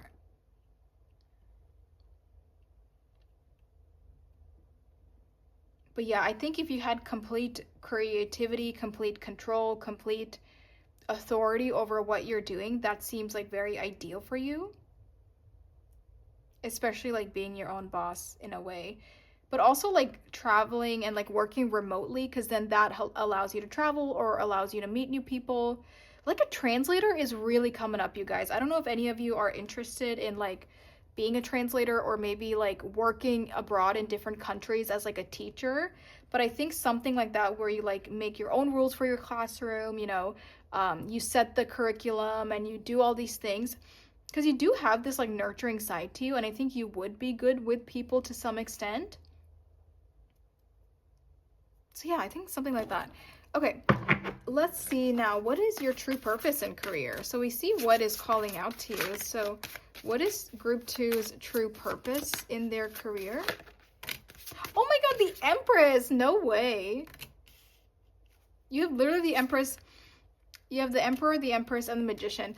What's so interesting is when I was talking about the Emperor, I was said, or she, said he or she, and I almost said the Empress, but then I was like, well, it's such a different energy, but you can be you can be a he or she and still be the Emperor, but these are just like two very different energies. So your true purpose, how interesting. We have the Empress and we have the Magician. I definitely think this is giving the same idea of like being able to set your own path or to pave your own path or to set your own schedule, or to do things that's a little out of the ordinary. I feel like your energy doesn't want to be in like a 9 to 5 desk job. And with the Magician here, you have a lot of interests. And we were kind of saying that like you might be good at a lot of things, you might be interested in a lot of things, but you just have to like get started and put in the work to sustain it. But I do think that your part of your purpose in your career is, this is not your ordinary job. This is not something that everyone does. It is definitely outside of the box. It is definitely not set in stone. There is flexibility and freedom involved with it, because this is also Mercury, and this is Mercury. So something about communication or speaking or talking to people, especially talking in different languages or something like that, could be significant. This is also making me think of creativity, as in like I want to create my own topics. I want to talk about what I'm interested in. That could even make me think of like a podcast or like videos or Yeah, like something like that where you're like speaking to people, but you get to choose your own topics and you have like complete creative freedom over it. I think you're very creative, and I think that you thrive in this creative energy.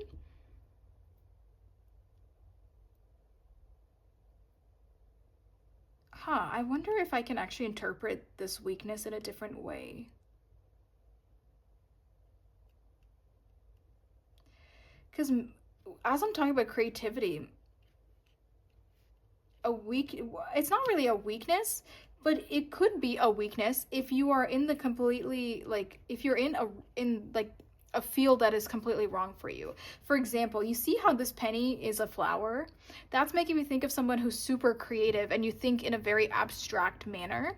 And then but then you're like, I use this example in another reading. You're like an accountant and you're just looking at numbers all day. But like your brain is very creative and it's very abstract, and you know, like you love to travel and you love to do all these like unique things, but then you are doing something that's very different. So I wouldn't necessarily say that it's like a weakness, but it could be a weakness if you're an accountant, right? Like you're not able to express your creativity as an accountant. You would have to be doing something else, because this really feels like, even this, it does feel like you are capable of being your own boss. You are capable of getting things done. So it almost makes me wonder, maybe that initial message of not starting things, maybe that's not for everybody. It does feel like if you do stay consistent with something, you have the power to make it something really big. But I think it's almost a weakness when you're an accountant, but you want to be an artist. You know, it's like two different things, right? And then you are actually so creatively gifted that when you're like looking at numbers all day, you can't, maybe that's like not your skill set. You know, it's like whatever you're doing, that's not your skill set, so it comes up as a weakness, but in reality you're just thinking differently and you just have a different train of thought. How interesting. But yeah, I think freedom, creative control, and being able to talk, like specifically speaking to others, talking, again, that's why like a translator or like a teacher was coming to mind, or a podcast or videos was coming to mind. And this also feels like with the Empress, there's a very loving and nurturing energy here. Like you genuinely want to help people. This is even making me think of a therapist for some of you, or like a counselor, because there's this nurturing, loving energy from the Empress. It's a very feminine energy, and it, you know, you want to take care of somebody or you want to help somebody, but maybe you want to help them through words. You don't want to really help them as like a caregiver, like you don't want to help them through like actions and things, but you want to be there for somebody. You want to be able to listen to somebody's problems or be a therapist or a guidance counselor in some way, because you care about people and you want to help them one-on-one. It feels more of like a one-on-one situation, and not like and it feels like a voice thing. Like I want to talk to you and I want to listen to you. But it doesn't really feel like a caretaker or like a nanny or something like that. And that's crazy. We have the Emperor and the Empress. So I think an ideal job for you would be you mixing both your masculine traits and your feminine traits. So masculinity, it's very action oriented. You know, I'm going to go and get this. I'm going to work with my hands. I'm going to build something. I'm going to get my hands dirty. I am motivated, determined. I'm running into it head on. I'm confident. You know, it's very much like I am going there and I am doing it myself and I'm getting things done. And then a feminine energy is more passive, and it listens and it loves you and it cares about you and it cares about people, and maybe it just wants to like talk to you. And I think, again, you know, again, like a therapist or something like that would be great, because then you could incorporate your masculine energies, because you are making your own schedule, you are your own boss, you are doing things that gives you that independence, and you are getting things done. But then we have that feminine nurturing side of things where you are genuinely helping people. You're not just working this like, it feels like you are very like 3D, and you've been doing something that's very 2D and you want to branch out of that. And this would be like, you can incorporate your ideal job, at least in 2026, you could incorporate both of these masculine and feminine energies, and also this creativity with the Magician. Okay, great. So let's get into the deck you chose. And let's see, how can you embody this energy in 2026 in order to achieve your career goals? How can group 2 embody... Oh, hold on, something is flipped and I want to flip it back.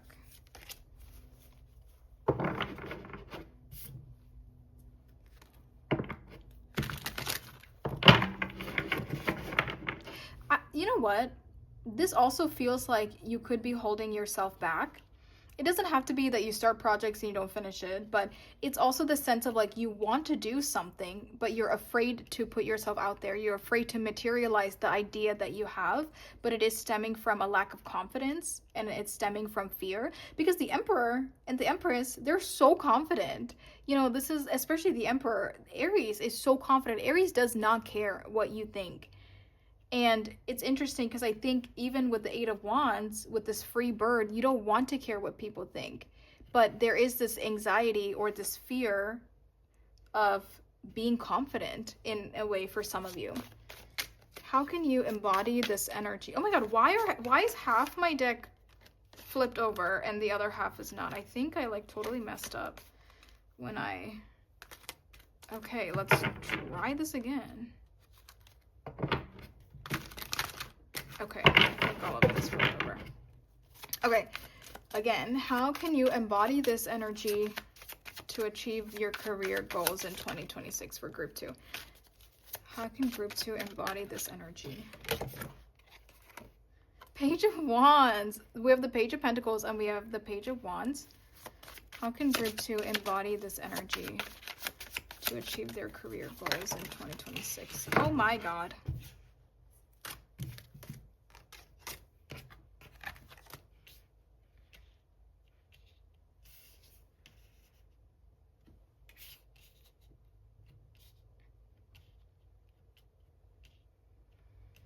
Okay, we have the 10 of Wands, which is so interesting. For one, it does feel like you cannot be afraid to have a new beginning, especially when you're burnt out. You know, we already talked about in the very beginning is that your previous energy is an energy that was just like overwhelming and it was just not serving you in any way. And that's when you're kind of healing and transitioning into this new energy. And I do think there's a need for you to start over. We have 2 pages and these are like the start of a new chapter. This is, we are inspired, we want to take action, we want to materialize something, and we want to like do something, right? And the 10 of Wands is a heavy burden that you've been carrying, and I think that the longer that you don't take this new leap of faith in your career, especially because you want to pursue a certain you want to pursue a certain job, but you're afraid to take that leap of faith, or you're afraid to materialize it and like bring your ideas out of your head. I think that the longer you do that, the longer you're going to be burnt out. So it's very important that you do take that leap of faith. And that's how you can embody this to achieve your career goals in 2026. Let's see. What else can group 2 do to embody this energy to achieve their career goals in 2026? Aw. I feel like allowing yourself to have fun is very important. We have the Wheel of Fortune again. This is also saying there is major divine intervention happening in your career right now. For some of you, or actually I think I saw it earlier, but I didn't mention it.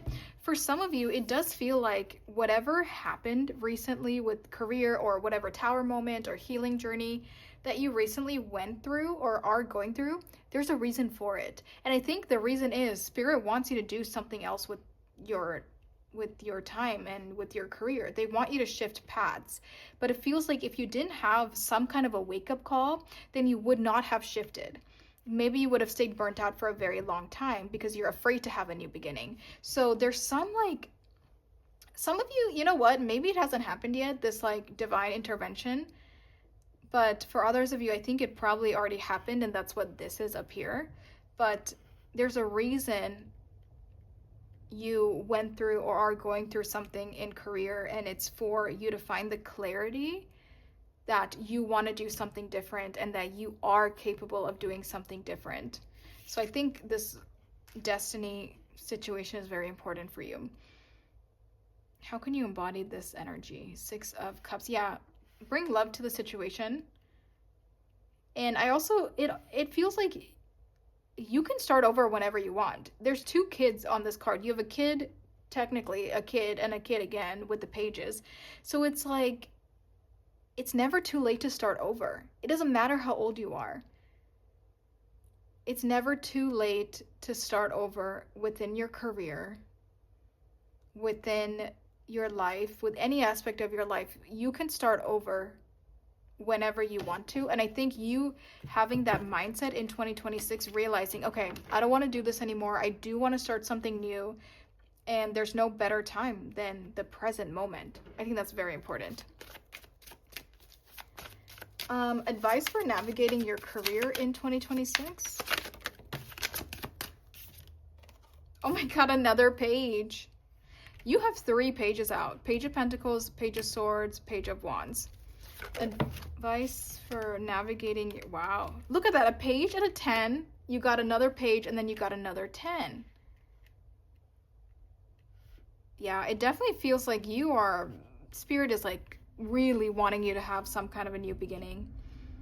Well, maybe I take the message back, because in the intro I was like, well, I'll take that, the Fool. In the intro I was saying like, well, maybe most of you have already gone through your healing. Maybe some of you haven't. Maybe some of you are going to go through this healing in 2026, because this 10, these new beginnings, and literally the Fool, and these messages for you to start over in life or to move to something different, it does feel like some of you have not. If you have already done this, then take it as confirmation. But yeah, I mean, again, this is painful. It's a burnt out situation. There's not much you can gain from it, which is why they're encouraging you to have this new beginning and take this leap of faith with this Fool.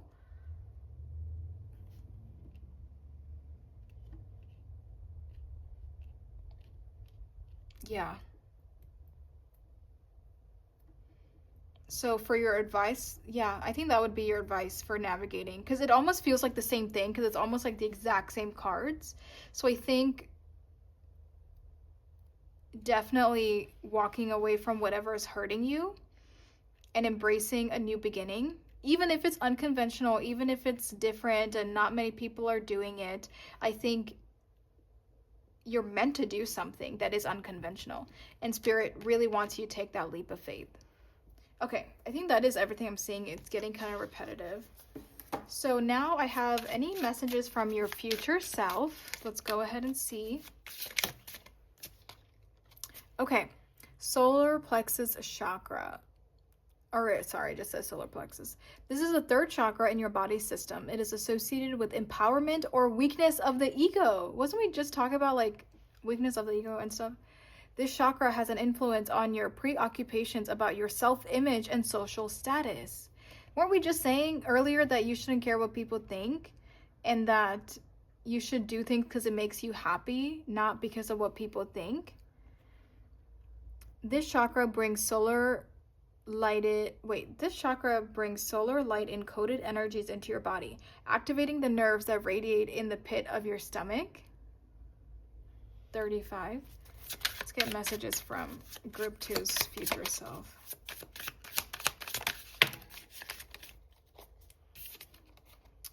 Let's see. We have the root chakra affirmations. I am nourished and supported by Mother Earth. Number 13. Messages from Group 2's future self.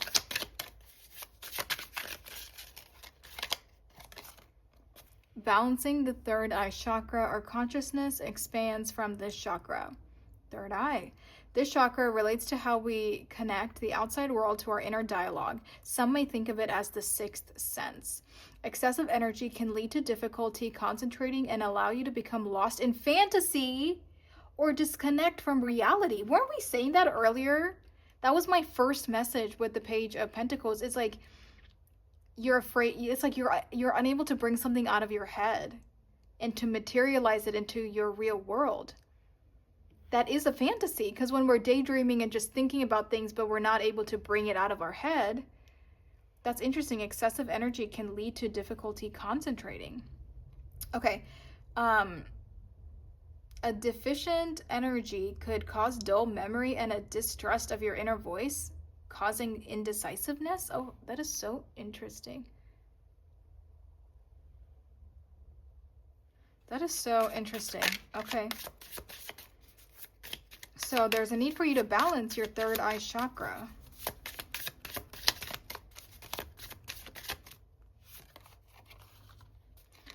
Okay, the root chakra. The root chakra is the first chakra in the body's chakra system. This chakra has earth energy and is associated with the feeling of grounding and safety. The root chakra is sometimes known, I'm not going to be able to pronounce that, because of its feminine energy. It governs the functioning of the lower part of the body, including the lower back, the lower spine, kidneys, and bladder. I think group 1 got that exact card. All right, I'll take both of these. Throat chakra affirmations. I express my love and goodness each time that I speak. We said that earlier, like about you speaking through love. Okay. Crown chakra affirmations. I see divine light in everyone. Number 92.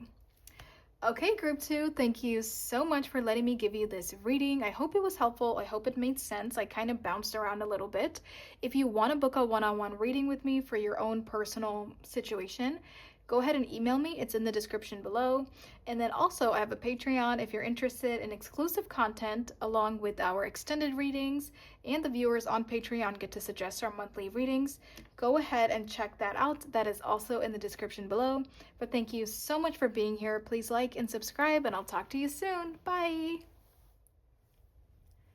Hey guys. If you chose this Seer of Earth card, which is also the King of Pentacles with the Sacred Web Tarot, and this is a Smoky Quartz cluster, this is your group. Hello, group number 3. Thank you guys so much for being here. Thank you for all of your support, whether it's your first time here on my channel or if you have been here before. Thank you so much, and I'm just so excited to get into your energy today. So here is our breakdown all about how to navigate your career in 2026.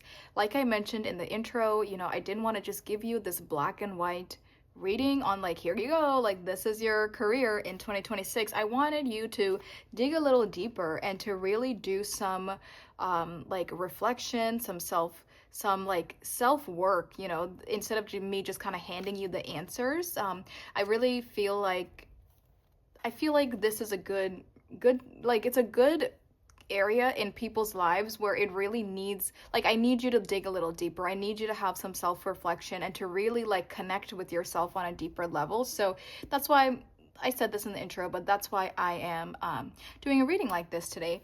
So we're looking at your current energy in your career. This is any time in 2026. It is a timeless reading. So whenever you stumble upon this, we'll see what is your current energy. We'll also look at your strengths and weaknesses. We'll also see for some, you know, if and or how this might be affecting your career growth. We'll also see what type of career is calling you and what is your true purpose in career. I have a feeling this might be more abstract, but we'll just see, you know. For the other groups, it was kind of like themes and like, you know, like little, it wasn't like super like specific for a lot, which I figured because it's a general reading. So we'll see what Spirit has to say about that. We'll also see how can you embody this energy in 2026, and of course advice for navigating your career in 2026 and messages from your future self. So I feel like all of this is to give you like a deeper glimpse about yourself, so that way it helps you navigate your career this year. So yeah, that is everything we're talking about. Let's get into it. I do want to say with the Seer of Earth card, so this is the King of Pentacles.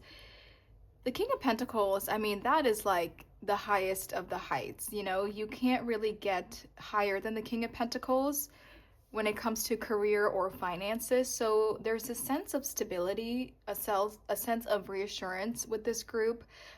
There could be a strong foundation that you've already built for yourself. It feels like somebody who is already like comfortable with their career, comfortable with their job, comfortable with their finances, and you are living well. You know, obviously you don't have to be like a millionaire, but it feels like you have stability, you have that foundation, and it feels like you worked for this. You know, I feel like for some of you in 2026, if that doesn't sound like your energy right now, it's that you're becoming this in 2026 because it feels like you worked for a long time to get here. So for some of you, you're still in the process of reaching this King or Queen of Pentacles energy, and then for others of you, you're already here. And it feels like it took like maybe months or maybe even years of hard work to establish yourself in this way and to feel happy with what you have. But yeah, established, that is the word that is coming through. You could have some kind of a reputation, you could have some kind of a status, people could know you, or like, you know, it feels like you're doing really, really well, or you're on the journey, on the path to do really well this year. So that's kind of what I'm getting. It's a very straightforward energy. So let's get into this deck here. First, I want to look at your current energy in career. Obviously, this doesn't have to be for everybody. That's just, you know, sometimes I get these little messages from like the intro card that you guys chose, but it could be for like one person that's watching this. So we're going to look into your current energy in career, and this is your energy check. So if this does not resonate with you, then definitely go ahead and check out a different group. But let's see, for group number 3, what is their current energy in career? We have the Knight of Air with intellectual, determined, and motivated.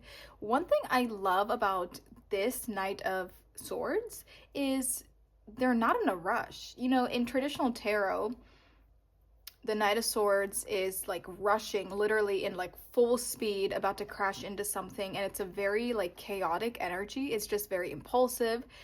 But in this, I love that this person is standing still, because then we can actually focus on the true elements of the air signs, you know, just like it says, intellectual, determined, and motivated. Because sometimes when we use certain decks, they portray the Knight of the Knight of Air in that, yeah, fast-paced, impulsive, almost a reckless kind of an energy.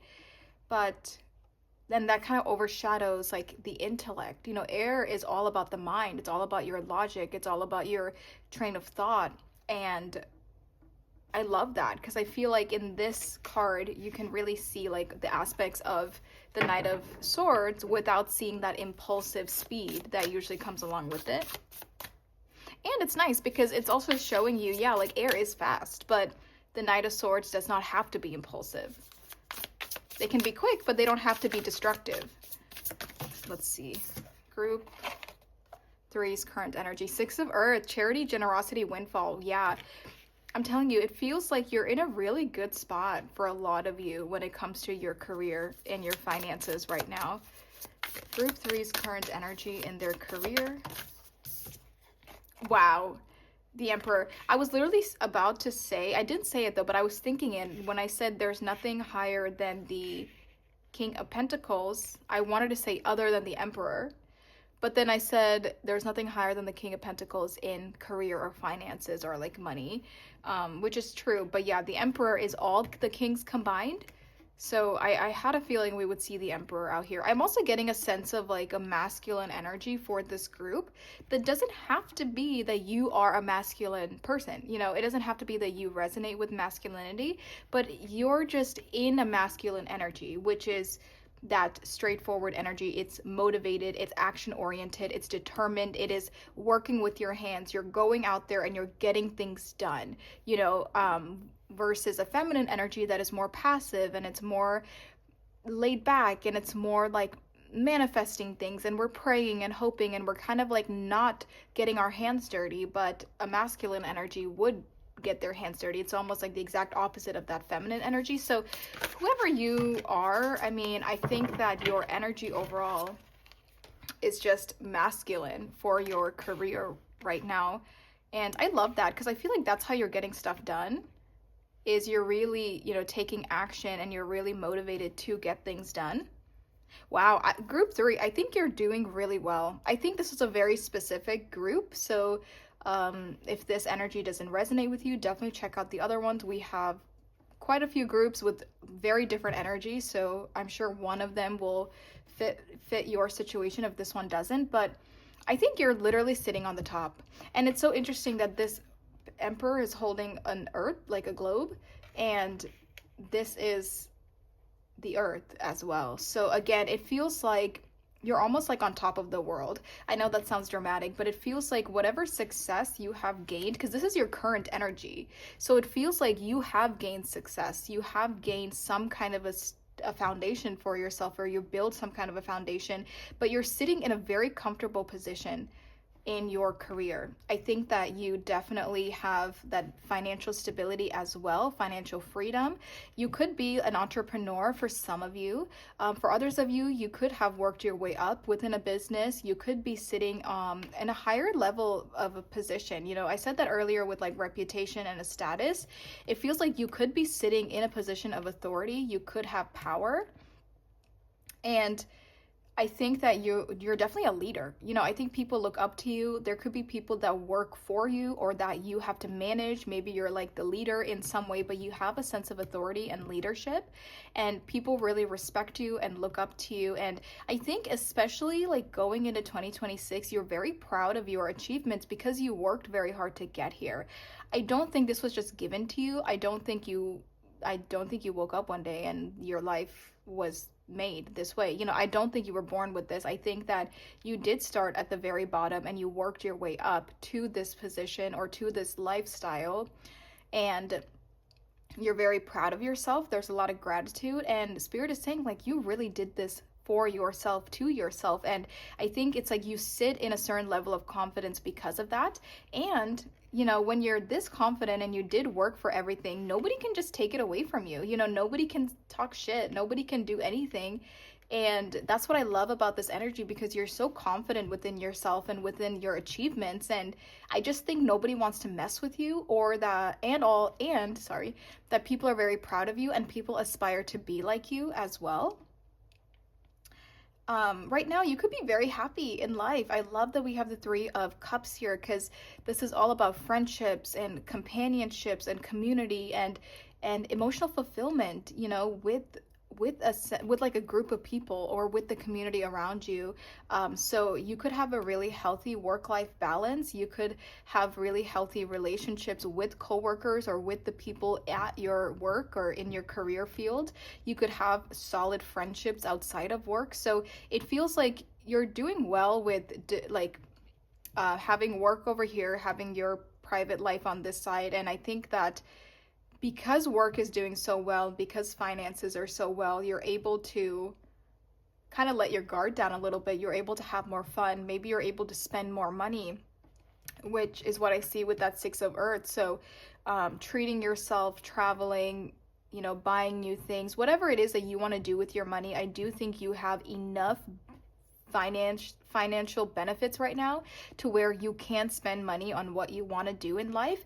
Now, keep in mind, this is like on a spectrum, right? Like when I'm talking about this is whatever it is to you, because this doesn't have to be a millionaire. You know, I always say this because when we talk about somebody who has this status and reputation and who has built this foundation for themselves and is happy, I don't want it to come off that like you have to be making like so much money a year, you have to be like the CEO of Apple and like, you know, all these crazy things. You don't. You could just be living on this level, even if it's just on a smaller scale. Because stability, financial stability, and that foundation, it's whatever you, it's on your level. It's going to be different for everybody. It's subjective. It's not a one size fits all, you know. So I think that even though I say all these things, take it to however it resonates with you. Because maybe for you, making less than six figures with where you live, maybe that is financial freedom, you know.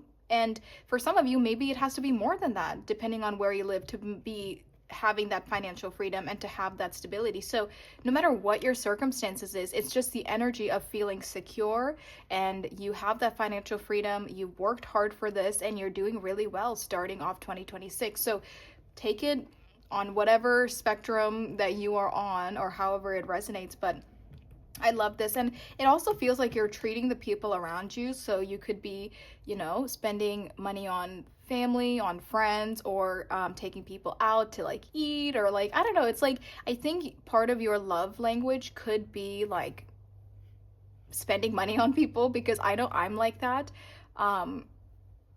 So yeah, it's kind of interesting, but I'm like that. And I actually have Jupiter in my second house. You should check to see if you have Jupiter in your second house, but I do. And I feel like second house is all about finances and it's all about money in that sense and stability.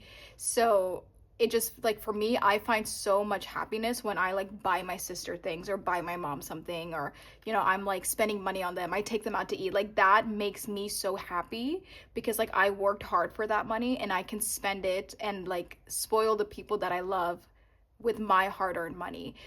So you don't have to have that exact placement, but I feel like that really adds to why I feel so much fulfillment. Like that is my love language, or at least one of them. So some of you could have that as your love language. Like you want to spend money on people, you want to take care of somebody around you or make them feel good about something or buy them something. But it does feel like you're sitting in a comfortable level financially in your current energy to where you are able to spend money on yourself, but also spend money on the people that you care about. But I love this because this shows me that there's so much emotional fulfillment within you right now, but also it's like you're able to just relax and just like kick it with your friends and like kick up your feet and just like have a good time and just relax in your current energy because you've already worked so hard to achieve this.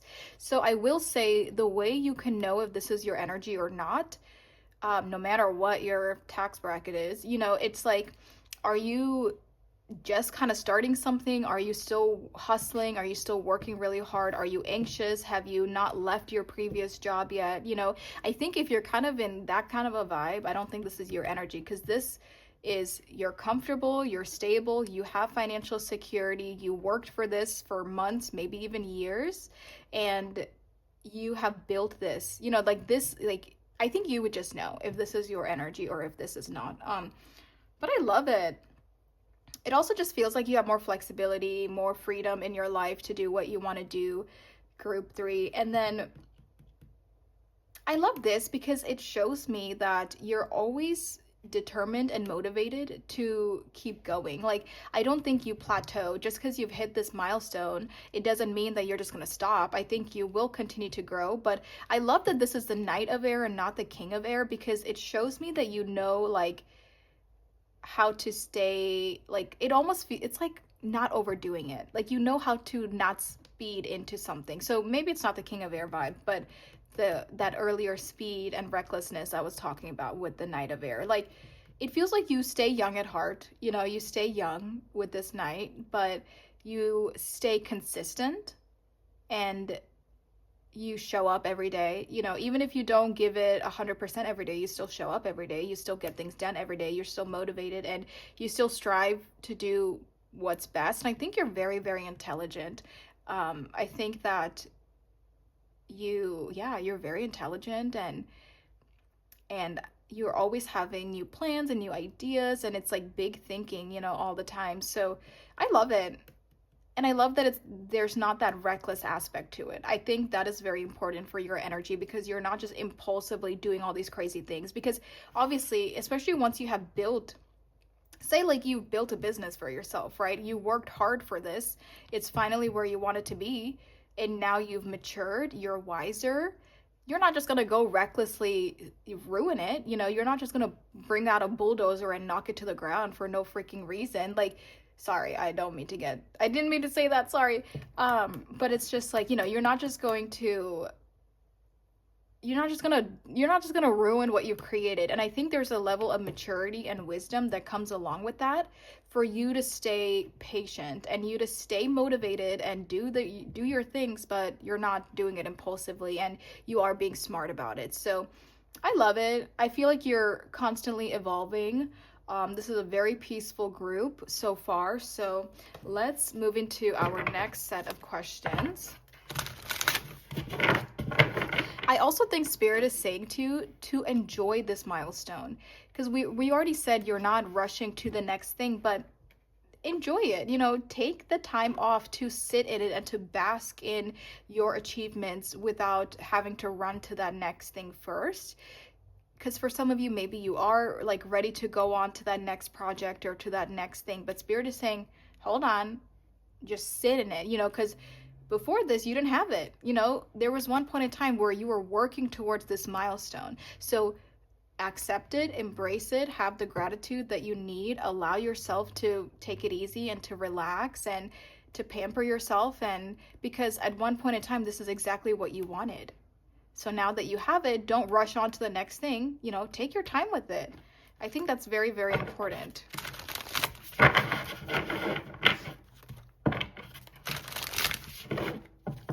Okay, now I want to look at your current strengths and weaknesses. So, how did I do this? Okay, yeah. So first, let's see, what are your current strengths that are benefiting your career path? Group 3, what are their current strengths that are benefiting their career path? Champion of Cups. Aw, 47. This is the Knight of Cups. So you have 2 knights out here. You definitely are like young at heart, or like you have a young spirit or like a young soul to you. Not like a young soul. You can be an old soul, but still have like that young vibe. Or some of you, you are young. Sorry, I'm sniffling. My allergies are kind of funny today. Some of you, you are young, but you have accomplished way more than somebody your age is like normally accomplishing. I put heavy quotations on that. Like say you're like young, like 20s or 30s, but you've accomplished certain milestones that maybe people wouldn't reach until they're like 50 or 60 or like, you know, something like that. Okay, so then let's see, what is a weakness that is actually hindering your growth in career for group 3? What is a weakness that they have? Oh, 9 of Swords. I do think that that energy of that speed and that recklessness that I kept talking about with that Knight of Swords, I think that actually does play more of a role than I realized. Because I do want to talk about your weakness first. And I think, you know, this is Gemini energy, which is air. And this is actually Mars and Gemini. So yeah, there's like a lot of anxiety and overthinking. And it's like always wanting to outdo yourself, or feeling like something's not enough, or feeling like even if it is enough, which is, I was just saying this, that, you know, you at one point in time, you wanted to get to this milestone. But for some reason, when you do get to the milestone, you get really anxious because now you're like, okay, I don't want to sit still. Like, I have to get going. I almost feel like your weakness is that you overthink when you're sitting still. And you overthink and get anxious, and you're and like mentally distraught when you are sitting still. And when you, it's almost like you keep yourself busy to not be overwhelmed, or it's like your brain thinks like if you're busy, you're actually more productive and you're getting more done. So then when you're not busy and you do take some time off, your brain automatically is thinking that you're losing progress or you're being too lazy or something like that. And I think that is actually could be something that hinders your overall career, because not just career, but your overall mental health in life, because you don't want to live that way, because then you're never basking in the silence. You're never living in the moment of what you've just accomplished, because maybe you want to rush on to something too soon. Or if I'm broadening this card, it could just be that you just get anxious and you overthink scenarios, even if you don't need to. Clearly you're doing really well in group 3. You're like better than like the majority of people I read for. So it just feels like there's no need to be anxious. There's no need to constantly outdo yourself if you're already at the top. And I think that is just like a mentality that people have. Like, people develop this mentality from a very young age of like, okay, like I have to stay busy. I have to keep working. I cannot sit still. So when the universe gives you an opportunity to sit still, you don't know what to do with yourself. But there is this sense of like anxiety and overthinking and like restlessness that does affect your career. And I also think there's something self-imposed about this, because it feels like you are being too hard on yourself. That's what causes the anxiety or the overthinking. And that's why there was that message of bask in this, you know, don't rush to the next thing. But yeah, part of it feels self-imposed, like you are being too hard on yourself. Even though you're sitting at the top, you're probably better than like 90% of the people I read for, and you're still hard on yourself. Because then you have to ask yourself, what am I really chasing? You know, what am I after? because I already hit my milestone and I'm still like anxious, then I think there's a deeper issue and a deeper thing that needs to be healed. And, you have to figure out what that is. But it does feel like there's something deeper going on. On the surface level, it feels like anxiety and overthinking, but it's stemming from something much deeper. Now, one of your strengths that I love is I keep coming back to like, you're really young at heart. And I think that you're very relatable, which is something that really helps with your own growth. I think people just really relate with you. People love you. People look up to you. And you have such compassion and empathy and kindness and generosity to people that like they can't help but love you. Even your personality with the Knight of Cups, I feel like, and even with this combo, this intellectual, determined, motivated, but also this intuitive, loving, caring, nurturing person, you have all these qualities that people love and people admire you, look up to you. And I definitely think like your personality as who you are, that is like a huge strength of yours, because I think that your personality really helps you. I think your people skills help you, your communication skills help you, sorry, how you connect with people helps you, and I think that is a huge strength. And it just feels like you're just like young at heart, or like you keep people young, or even if you're older, I think if people start talking to you, they're like, you're just fun and exciting, and I just really love your energy. And I think that is a huge reason on why you've become successful, because people are just drawn to your energy and drawn to your personality, and you naturally have these leadership roles, and you naturally are like have good communication skills, and you're naturally just like attracting people to you. And I think that really helps your growth overall. And there's something very genuine about you, group 3. It feels like you're not fake, and people really relate to that. And especially like in this day and age with just all this fakeness on social media and all this stuff, right? Like people want somebody who's real. People want somebody who's down to earth. People want somebody with certain qualities that we don't see as much of anymore. And I think you have that quality of being real and genuine and down to earth, and you're just like a real human being. You know what I mean? I think especially when people see that social media is just full of all these fake people, and even in real life, right? Like a lot of people are kind of finicky, kind of inauthentic to who they really are, but you're very authentic, very genuine, and people love that about you. So these strengths and weaknesses definitely affect your career. So let's see, what type of career is calling you for group 3? You're probably already in it, because with all this security that we're talking about, I think you're already doing what you're meant to be doing. But let's see, what type of career is calling out to group 3? 4 of Cups. You just want that comfort and stability in life. As soon as I saw this, I just felt like I'm content. I have enough. Maybe I have more than enough. So this is like a more abstract energy, but the type of career that calls out to you is something where it's very peaceful, very down to earth. You're doing what you enjoy. You're very content with the outcomes, and you're not overdoing it.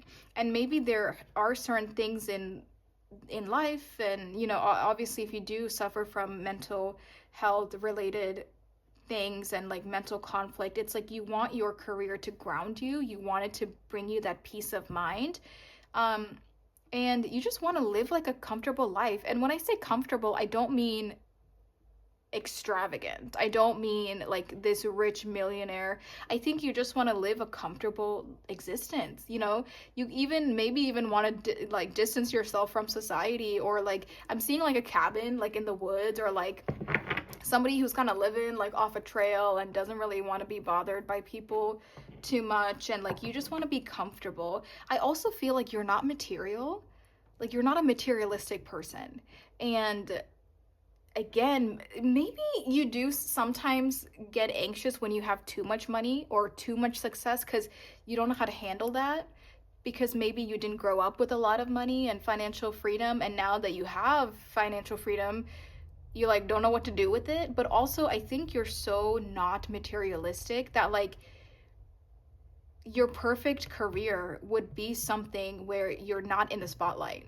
It almost feels like I just want to be like in the background. Like I want to be successful. I want to have financial freedom. I want to take care of myself and my loved ones, but I don't want to be famous. You know, I don't want to be like in the center of attention. I don't want my face everywhere. Like I don't want to be this huge social media like influencer. Like there's something about like you respect your privacy and you want other people to respect your privacy, and you just like want to lay low in life and just live like off the grid. I don't know why that's coming through. So I think like the most ideal job that your energy would like really mesh with is like something that's like that, where you can have the financial freedom, you can have that stability, but you can also have a sense of like privacy and maybe even remain anonymous to some extent. But yeah, I love that. I think that's so cool.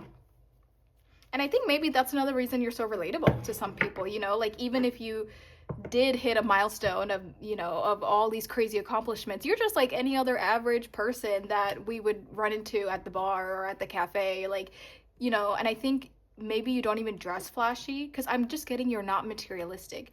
You don't dress flashy, you don't act flashy, you don't act rich. And I think if like people got to know you and got to know maybe like what you do, or maybe like your net worth. I don't know, I don't think you're sharing your net worth or anything, but I think if people realize like who you really are, they would be like, oh my God, like I would have never guessed, because you just like kind of look like every other person and you act like every other person. So you're very humble as well, group 3. I love this energy, group 3. I think you're so cool. Oh my gosh. And I think that's why you're good at like maintaining friendships and connections, because you're just so real and you're so down to earth, and like, you know, you're just not that, oh, I'm famous. Oh, I made this much money this year. Oh, look at me. Like I'm the CEO of this. Like you're just not like that. And I think that's why people just love you. Okay. So let's see, what is your true purpose in career? I feel like you're probably already doing it, but what is group 3's true purpose in career?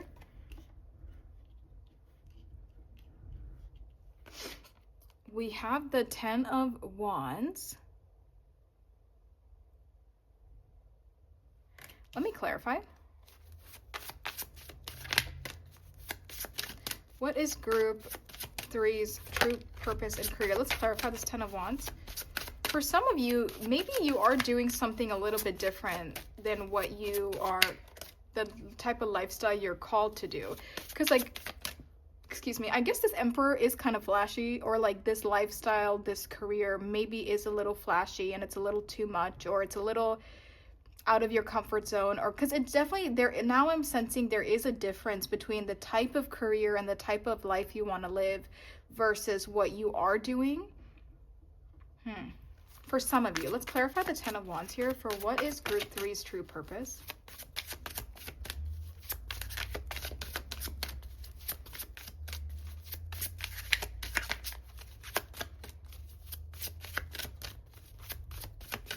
Now that I'm thinking about it, this anxiety for some of you, it could be that maybe the lifestyle that your career brings is too much. It is maybe too flashy, or it is maybe a little bit something that you don't want to do on a regular basis, and that's where that anxiety comes in.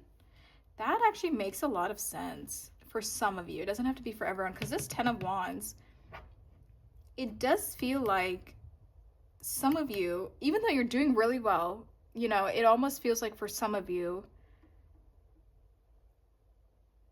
maybe there is something a little different that you would be interested in doing. I'm getting the example of like somebody who works like in like a big business, right? Like think about, I don't know, like a big business, right? And it comes with all these things. Or maybe you have to be in the spotlight to some extent. You have to like do promotions and all these things to maybe to some extent that you don't want to do or don't feel comfortable doing. And maybe you want to be more low-key. Let's clarify the 10 of Wands, please, for what is group 3's true purpose in career.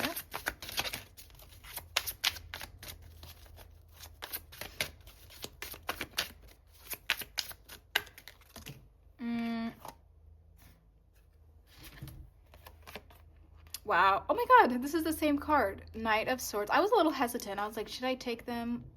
So we have the Knight of Swords again, and then we have Strength.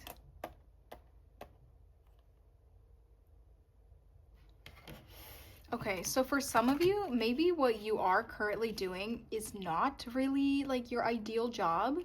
Even though you're comfortable, even though you make all this money and like you have the stability and the status and all these things, it almost feels like you want something that's more low key for some of you, maybe even all of you, because that's like all I'm really getting. Because with this Ten of Wands, it does feel like, in the Nine of Swords here, it's a very different contrast to like what is truly calling you in the lifestyle you want to live and in the career that you want because of that lifestyle.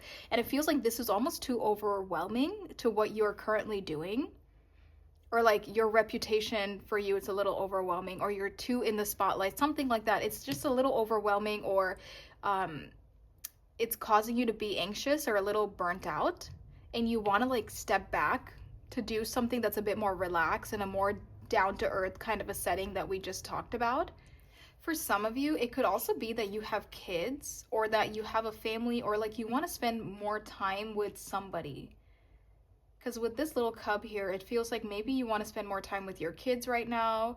So maybe it's not that you want a different type of a lifestyle, but maybe it's not that you want a different type of career, but it could be that maybe, you know, you want to just take a step back in career right now for some of you. So I think this could go two ways.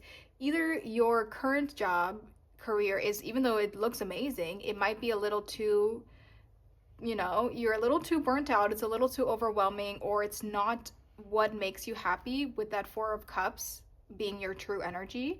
And then a second option is maybe you just want to live a more laid back lifestyle because you want to spend more time with your kids, or you want to spend more time with your family, or it's something like that. You want to spend more time with somebody, and it almost feels like your job could take up too much of your free time, or it like demands too much of you in some way, and you almost want to like take a step back to something that's more low key. And I'm hearing for some of you, even if it means a financial cut, I think you would be willing to do it in some way. Okay, so I guess, because it feels like your true purpose is something that's more like one-on-one. Because I know this is your, you know, what is your true purpose in career? It's something where it's a more nurturing situation, because you're a really nurturing person. We already talked about that. You're also very smart. So it's like, you want to like somehow incorporate that nurturing energy that you have into your career. Maybe this could be like taking care of somebody's kids, or taking care of kids, or like being some kind of a teacher, or like nurturing children in some way. I think that could be helpful to you as well. I'm not sure. I'm not getting a specific answer, but it does feel like this, whatever you're currently doing, feels very like flashy, very like you have this reputation, there's financial stability, you have some position of authority, but it feels very like outward. It feels very materialistic, but you're not a materialistic person. And I think there's something about it that might not be emotionally fulfilling for you over like a long period of time. And I think your perfect and ideal job would be something that is more of a laid back situation, to where you're just kind of content and you're not overdoing things materially, but also where you can spend time like one-on-one with somebody, or somehow connect with somebody emotionally in some way. I don't know. I think that's what I'm getting. Now, for maybe like one person out there that's watching this, it's possible that maybe right now you are being drawn to like a stay-at-home mom or a stay-at-home dad. There is something here about like taking a step back from work in general to spend time with your kids. Or it could be like maybe you want to work with kids in some way, or like work with somebody in some way like that. Okay, so now we're gonna get into the next deck, and let's see, how can you embody this energy that we've been talking about? How can you, especially this Four of Cups, how can you embody this energy in your career in 2026? Wow, the Magician. Wow, okay, let me Let's get another card. How can group 3 truly embody this in their career in 2026? Wow, 10 of Cups.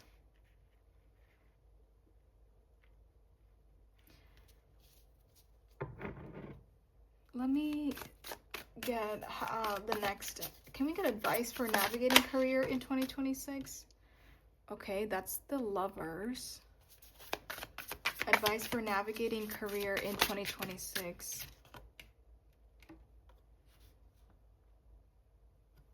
The 5 of Wands. And can we clarify the 5 of Wands?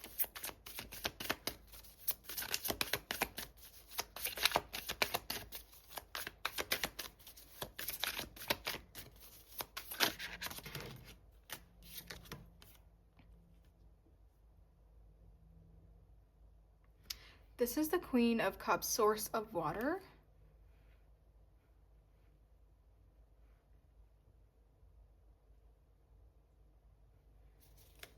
Wait, I think that's the Queen of Cups. Hold on. Yeah. Okay, and then let's clarify the Magician and the 10 of Cups. Scout of Earth. So this is the Knight of Pentacles. You have 1, 2, 3, 4 knights out, which almost feels like you need to get back into some kind of a forward moving energy if you want something to change. Ace of Pentacles, bottom of the deck.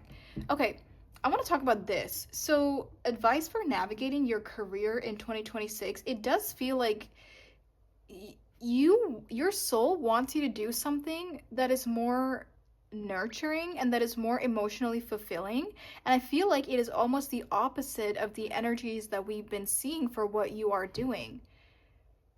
There's something about like a lack of emotional fulfillment right now, or for some of you, quite literally, I think you want to like stay at home with your family or be like a stay-at-home mom, or like cut back hours so you can spend more time with your loved ones in some way, because we have the Lovers and the Queen of Cups, you know, so this is very emotionally driven, and the Queen of Cups is a very nurturing energy. It's loving, it's nurturing, it's literally like a mother. It's a divine feminine motherly energy. So something is really tied to like your emotions and that nurturing energy that you might have.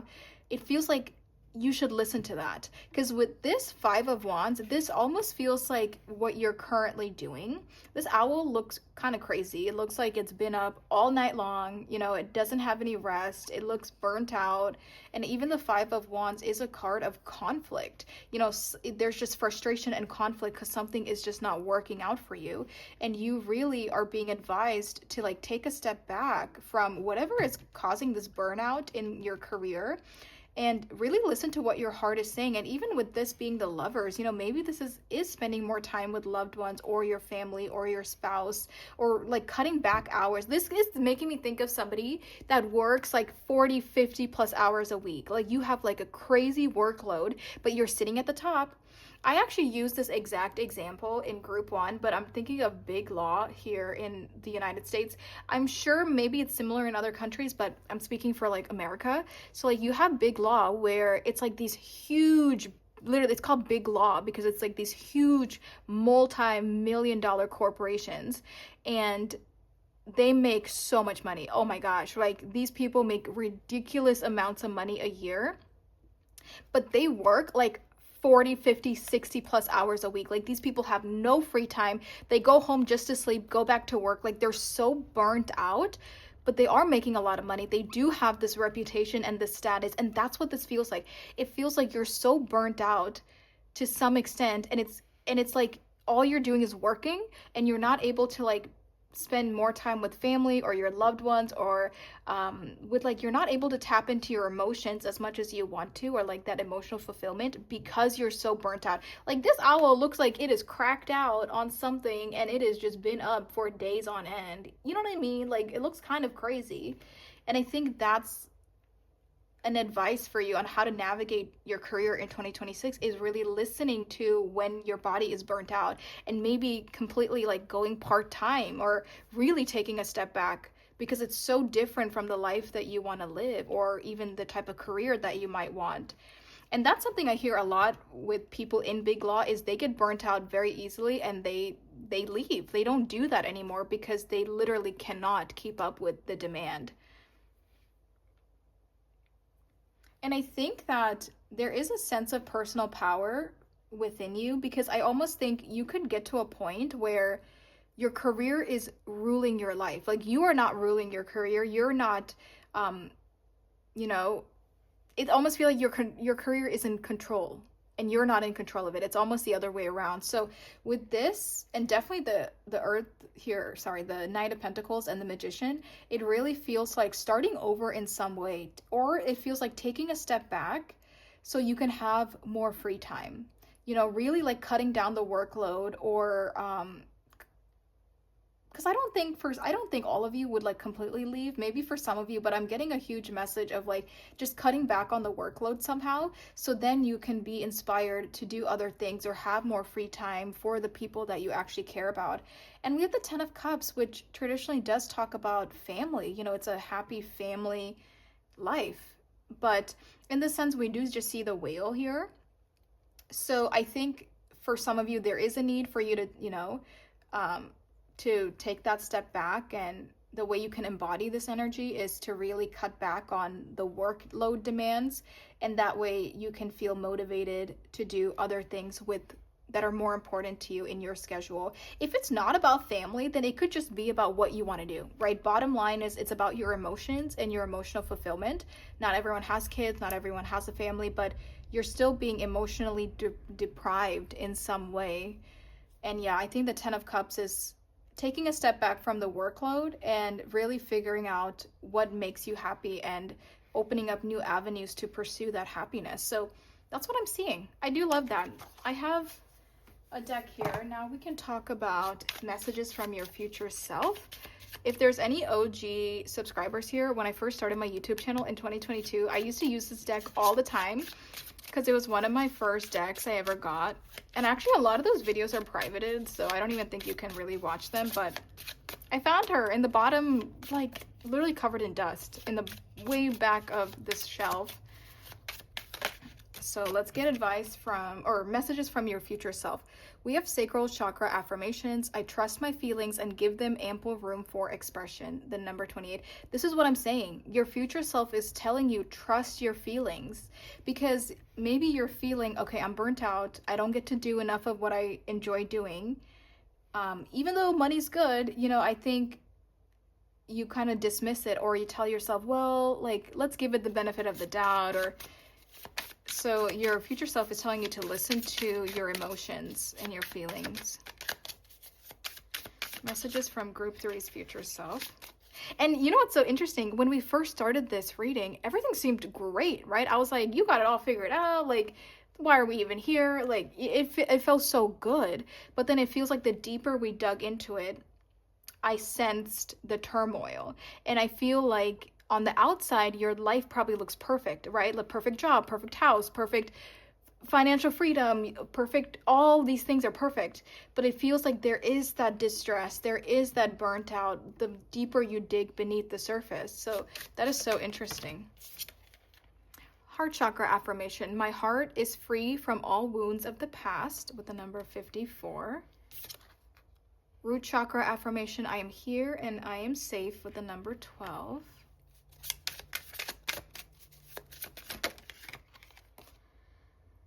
Sacral chakra affirmations. I allow my creativity to flow through me freely, with the number 29.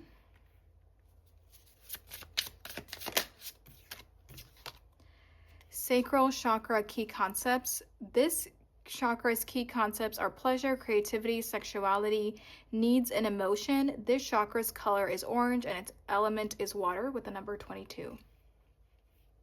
Okay. All right, group number 3, thank you so much for letting me dig into your energy a little bit. Thank you for watching this. If you want to book a private reading with me, go ahead and email me. We can have a one-on-one session. I also have a Patreon if you're interested in exclusive content. There's different tiers, so make sure you read them correctly, read them through before you choose which one if you're interested in joining. The viewers on Patreon get to suggest the monthly readings, and our extendeds go on Patreon. And also, all the videos on there are up for individual sale. If there's something that's calling out to you and you don't want to subscribe, that's okay too. But if you're interested, it's in the description. Go ahead and check it out. Thank you so much for being here, you guys. Take good care of yourself, and I'll talk to you very soon. Bye. Hey guys, if you chose the Marseille Arcana with the Seven of Pentacles and this white jade, this is your group. Hello, group number 4. I'm going to set your crystal right there. Thank you guys so much for being here. Thank you so much for clicking on our video today. Whether it's your first time here or if you have been here before on my channel, thank you so much for all of your support. Let's go over our breakdown. So this is all about how to navigate your career in 2026. Like I mentioned in the intro, I didn't want this to be a black and white reading about like, okay, here's your career this year. I wanted it to be much deeper than that, because I feel like there are things that you need to, really like hear, but also things about yourself, whether it's a self-reflection, a self-journey, whether it's just to ponder things on your own. I just felt like for our reading today, I wanted it to be a bit more abstract instead of just a straightforward, here is your answer. And, maybe in the future I'll do maybe a more straightforward career reading, but yeah, this is what the vibes were today. So let's go over this, right? So we're going to start off with your current energy. And again, it's a timeless reading. So whenever you stumble upon this in 2026, it is totally like valid for your current energy. And then we're going to see your strengths and weaknesses and how this might, affect your career journey. We'll see what type of career is calling you and what is your true purpose in career. These have been a little bit more abstract, but we'll see what Spirit says to us. We'll also see how can you embody this energy in 2026 and advice for navigating your career in 2026, and also messages from your future self at the very end of our reading. So yeah, I feel like this is all different aspects of you and your journey through your career. And I'm kind of giving you the pieces. Like I mentioned this in the other groups, it's like I'm passing the baton to you, and that way you can take the pieces and you can kind of figure something out with it. So yeah, let's get into it. I am actually really excited for this group because when I saw the Seven of Pentacles originally, it feels like a lot of you are already doing something you're very passionate about, or you're already doing something that you worked towards this for a very long time. So the examples I can use is like, say if you're in school and if you've been in school for a while because you already know that you want to become this kind of, you want to pursue this profession. So like example, a doctor, right? Like a doctor, you have to go through so many years of school to get to the end goal of being a doctor. Or if you're working in a certain corporation or a certain business and you've been in there for a while because you want to work your way up and you do love it, or you enjoy it, or it's like you spend a lot of time and energy into this because you want to excel in this. Or if you started your own business, you could have started it months ago, years ago, and you're still actively working towards it because it is still your end goal. That's what I mean, because with the Seven of Pentacles, you've already been putting in the work for what you want your career to be. So I think for this group, it feels like to some extent you already know what you want to do, or maybe you've already figured out your purpose, or you've already figured out your career path or your hobbies, or like what you enjoy, because you've already been doing it. So you're pretty deep into it, because the 7, I mean, you're very close to that 10, which is the end, which is the top, especially with Pentacles. 10 of Pentacles is like happily ever after, generational wealth, and it's like lifelong stability. So a 7 is very close to that 10. So that makes me feel for this group, you've already been working towards this for a very long time. And it does show me that you are on the right path. You are doing the right things. Your intuition is in the right place.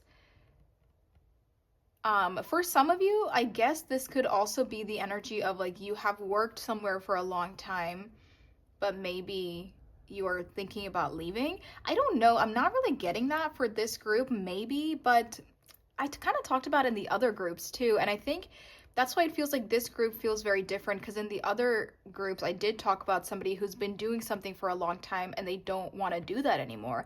But this feels different. This feels like you have been doing this, but you want to continue to do this because this is your end goal. So that's what I'm sensing. It feels very nice. It also feels like you're finally getting the rewards for all your hard work, because again, with the 7, in traditional tarot, the person is standing by their crop and they're like looking at it. They're like, you know what? I started from a little seed and I finally have this tree that is giving me fruit. And this also feels like somebody who is gaining benefits from their hard work. So maybe you did get that raise. Maybe you did complete some big course in studies. Maybe your business did take off a little bit. You know, it feels like you did gain some fruit out of that tree. And it's not just like an empty and dead tree that you're still watering, but it is giving you something in return. It does feel like you could have hit a recent milestone as well, which is giving you the confirmation to keep going. But it feels very positive. So let's get started. Whoopsies. Okay, let's see. For group number 4, what is their current energy in career? Oh my god, this is what I'm saying. Dude, that's crazy. This is the exact same card. And I was just talking about how in traditional tarot, there's a person standing by their tree and they're looking at their crop and they're finally getting rewarded. It says investment, assessment, and patience. Yeah, this is why I know this is a very positive group, because this is not somebody who you know, planted the seed, who got the entire tree. They waited years for this tree to grow and to bear fruit. And so this is not the energy of somebody who's looking at it and is thinking, oh, I don't want to do this anymore, or oh, I'm not happy, this is not the life I want to live. No, this is somebody who's looking at this tree and they're thinking to themselves, oh, I'm so happy I made it. I'm so happy I see fruit. I'm so happy I stayed patient. It's like it's finally paying off for me. And for some of you, maybe you were like blindly, I say blindly because I think you always had a very strong intuitive sense that, okay, this is my purpose, this is my career path. But maybe other people could have judged you, or other people could have been like, you know what, like this is going to take too long, do something easier, do something that's going to give you immediate money, immediate financial freedom or stability. And or maybe some people could have right out thought you were crazy, you know, or think you're just like out of your mind of like, why would you do that? But you always knew. Another example I can give, this example of like people judging, is like if you wanted to be an entrepreneur, or like even like a musician is coming to my mind. I only say this because I come from a very traditional family, and I know not everyone comes from a traditional family, but like in my family, maybe I could even use myself as an example. That's so weird. I try not to incorporate my own life into things, but a musician was also coming to my mind. Anyway, so like you come from a traditional family, right? And say like you're expected to do certain things because that is just like the expectation. That is what gives you the rewards. It's what gives you the foundation, the financial benefits, the life that you want to create, right? Like that would give you the benefits. So say you come from a traditional family where everyone is going to be like, you know, they're going to like go to school, they're going to go to college, they're going to get a degree, they're going to go work a 9 to 5 somewhere, they're going to go and like become an accountant. I've used the accountant scenario almost in every single group. I don't know why. For some reason, whenever I think about like your average desk job, for some reason, I'm always thinking about somebody just like punching in numbers all day. But anyway, like an accountant or like a lawyer, a doctor, something like that, right? And they expect you, or like, you know, it's just like by the book. It's like by the rules that the A gets you to B and B gets you to C. It's like, you know that you're going to have that stability by the time you're done being a doctor. But then say you want to be a musician, right? Like you do not want to go to school, or you have a very different outlook on your career path and your passions, which is very different from that sense of tradition or from like what these expectations are.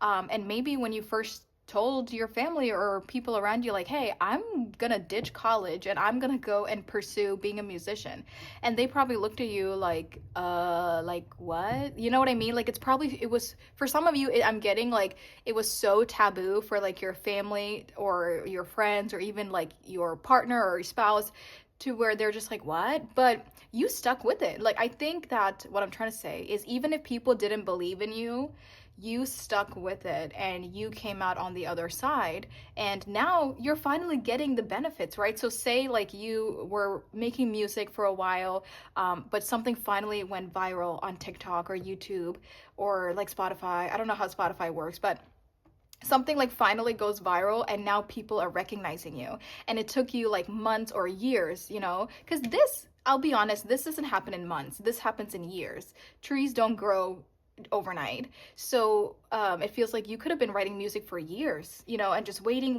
and people could have even been telling you, see, like, I told you this was probably not the best idea, but you just knew, like, you knew that this was your passion. You knew that you just had to stay patient because it would give you fruit at some point in time. And then suddenly it goes viral, or suddenly you do get the benefits, or maybe you do get a record deal, or something happens, and now you're making the money off of it. And now you can think back and be like, wow, I'm so glad I didn't quit. You know, I'm so glad I didn't stop my passions just because it took longer than usual, or it just took a long time. So I do think you're definitely in this energy right now, which is what I was sensing in the very beginning. You're in the Seven of Earth, Seven of Pentacles. You are receiving some fruit from your trees, and you're not a millionaire. I mean, it's not the 10 out of pentacles. It's not the 10 of pentacles, but you're getting close, and you're finally, I think in 2026, you're finally seeing things materialize. Because for the longest time, you know, you had these ideas and they were just, it was just growing and growing, and it was not materializing. Maybe it was like giving you a little bit here and there, but it wasn't like consistent and steady. But I do think going into 2026, or in 2026, it is becoming steady, and it is like actually rapidly growing from here. And I do think spirit is encouraging you to continue to stay on this path, because I do think this is your purpose, this is your destiny to some extent. And they're saying the best is yet to come, because I also feel like you're happy with what you have, right? So say with the Seven of Pentacles, the tree, or like say with the musician, excuse me, the musician example, right? Like say you got some viral videos, and some of your audio or some of your songs are kind of getting played and recognized, and you think this is it. You're like, I made it. Like, this is the best out of the best, and I've hit the top. And the universe is like, honey, you're only at the 7. I mean, you haven't even got to the 10 yet. Like, and I think you can't even like fathom, like you can't even understand what that 10 of Pentacles looks like, because you're happy with the 7. You're like, I'll take it. You're like, this is consistent, this is rewarding me, I'm able to pay my bills, or I'm able to sustain myself, I have the foundation that I want. And I think you're like happy to just kind of cruise in the 7, but the universe is like, you don't even, they're like, if you think this is good, just wait till you get to that 10 of Pentacles, and you're gonna get there. I wouldn't be surprised if we see the 10 of Pentacles out for you today. But this is what I'm saying. This is a very good group. And I think that if your current situation and career is something that's a bit more troublesome, it's a bit more anxious, you're overwhelmed, you're upset, you're at a crossroads, your back's turned against the wall, you're in a terrible situation, check out a different group, because group 1 was kind of, that was what we talked about in group 1, and also like group 2, and like those were, I think, more of my, I would say all 3 had some kind of more of a you know, there was more obstacles to work through. But I'm not getting that for group 4. I don't think that you have any energies like that. So yeah, if you resonate with it so far, stick around, let me keep going.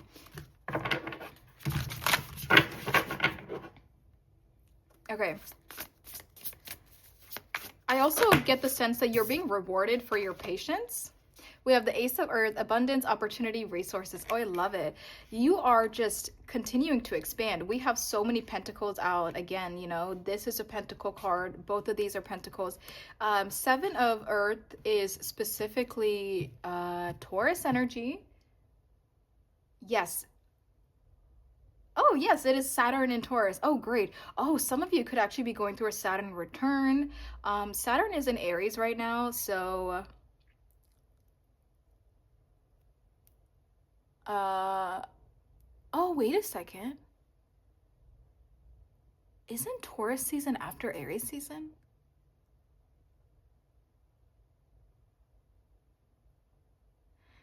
Okay. So maybe once, I guess it's possible some of you watching this could have your Saturn in Taurus. So Saturn in Aries was from 1996 to 1999. So Saturn in Taurus, I'm pretty sure would have started in either 1999 or in 2000. And it's like 4 years, like maybe 2000 to 2004. So actually, I think it's possible, like the crowd of, I don't think you would be too young for some of you. You're like just there. I think you would maybe be like 20 in your early 20s. I could be wrong. That could be a total, I could totally be wrong. I'm not that best with astrology right now, but some of you, it's possible you could have Saturn in Taurus. But anyway, for some of you, Saturn is in Aries right now, so you could be going through a Saturn return, which is maybe like making this more serious for you, or making you realize like, yeah, like I'm not going to give up on this, or it's making you realize that the potential is really big with what you have already going on. Let me get more cards before I keep talking. We have strength with the number 11, courage, compassion, and perseverance. Let's get one more card. Okay, that was crazy. I just had like a bunch of cards fall. I'm not taking that, but okay. Two of fire, planning, partnering, progress. I love it. Yeah, group number 4. This is my group that's evolved. I do think you're evolved. I think you're healed to some extent, at least like financially, or at least like you're financially aware of what's going on, and in career you're like aware to some extent, because your energy is not as difficult to work through versus other readings from our video today. And when I say difficult, I don't mean that's a bad thing. I mean that some people just have more to overcome and more to realize and more to work through than you do. So if you did come from a different group, there's no bad energies, but just more difficult energies to work through. So I love it. Did I say that? Yeah, I did. I said it 100 times. I'm being sarcastic, by the way, because I keep saying that I love it.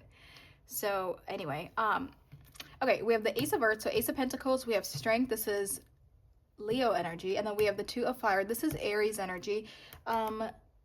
This is specifically Mars in Aries, and then here we have more Earth, so Taurus, Virgo, Capricorn. I love it because I feel like your current energy is you are continuing to grow this, whatever this is that you are doing, whatever you are staying steady with it, whether it's school, whether it's working for somebody, whether it's working for yourself. This could literally be anything, excuse me, but you are just continuing to do that. That is your current vibe. And I think you're taking any opportunity that you get, or you are continuing to build on what you already have. And I love that we see this, because when I first saw these together, it felt like any opportunity or any level of growth or anything that comes your way that could help your tree get bigger, you are taking it, because I feel like you're taking the next pentacle and turning the 7 into an 8 of pentacle, which is getting you one step closer to your ultimate goal of that 10 of pentacles. So I love it because it feels like you're taking opportunities, you're working, you're also like not giving up, like you're staying consistent with it, and you're like nurturing it and you're pouring into it every day on a regular basis. And I love that. And that's exactly what I see with the Two of Fire. This is all about expansion. This is all about making progress, taking those next steps, realizing that you have options now. It feels like you've done really well to where now you have more freedom, you have more flexibility. Say when you're first starting something, right? Like you don't have a lot of freedom or flexibility. You kind of have to you're in a very tight space and you have to work with what you have, or you don't get a lot of say in things, right? But once it grows and maybe your status is getting bigger, your reputation, or say you did finish some courses like in school and now you can choose more like flexible courses, or now you're kind of like niching into a different genre, or like not a different genre, but like how like in school, like you have to do the fundamentals first, and then you can branch out into like the topics that are actually interesting to you. So that's what it feels like. To keep it simple, it feels like a lot of you are done with like your prereqs, and now you're kind of able to branch out into the things that you actually want to do. And same with like whether it's a business or whether you're working for somebody or with somebody, you have more freedom and you have more options now. You have more choices, and you don't have to be in this tight and rigid little prerequisites like, oh, I don't really have much of an option, or like entry level, oh, I kind of just have to do this until I get to the next level. It's like you are expanding in 2026, which is amazing. And you already are, because this is your current energy. And then I also love that we have strength here, because it's showing me that this is where your patience comes from. Your patience, your love for what you do, your perseverance, you showing up every day and being consistent. This is all because of your willpower, and all because you have that vision. And that's where you're going. And I think that your vision is just so strong, and it's so powerful that you're not getting sidetracked in any way, which is so nice to see for this group. I also feel like you're very patient with yourself. I do get like you're not too hard on yourself, because I think you're wise enough to know that a tree doesn't grow overnight. And with strength, it feels like you're really loving yourself and nurturing yourself throughout this entire process. And you have been, because yeah, a tree is not going to grow overnight, and you're taking it one day at a time, and you're not burning yourself out, and you're very kind to yourself. And I love it. There's a lot of self-love, self-care. There's also a huge, you're very, how do I say this? You're very aware of yourself. And you just know yourself really well. You know when something is too much. You know how to do things in moderation. You know how to stay patient with yourself. And that's what helps you stay aligned and stay in balance with things around you, and especially like this work-life balance. Some of you could be collaborating with people, say if your products or ideas, or your art, your music, even if it's in a corporate setting, people are noticing you and recognizing you, and they want you to work on certain projects with somebody, or they want to collaborate with you in some way. So I definitely see that's where that freedom of expansion is coming in as well, which is really, really nice. I cannot get these to straighten out. Okay. So I love that. I feel like there's not much more for me to say about that. I also think I love this little kid. He's so cute with these little glasses. And like this book is huge, right? Like for such a little kid. And it feels like there's something about this that either you have been working on since you were a child. Like, how some kids just know what they want to do, and say, again, going back to like that doctor scenario, say like even when you were a little kid, you were like, I'm gonna be a doctor. Or like you're a little kid, you're like, I'm gonna be a musician, I'm gonna do this for the rest of my life. And you could have known from a very young age. But this also makes me think of like, you have that childlike energy for your career path. And it just like that giddy, exciting energy, like every day you're just so excited to go work, or so excited to go contribute more to your tree. You're just so like pumped, and you just love it, and it's not like a drag, And I think that's another way that you love what you do, or you love this idea, you love this project, and you want to stay here long term because you're so excited about it every single day. And I just love this little kid. He's just so excited about his little book right there.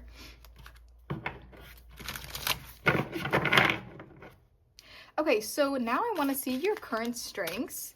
So I'm going to word it as, since we kind of already know what's happening with you, we'll see what are your current strengths that are helping your career journey. For group 4, what are their current strengths that are actually helping their career path? Helping them on their career path.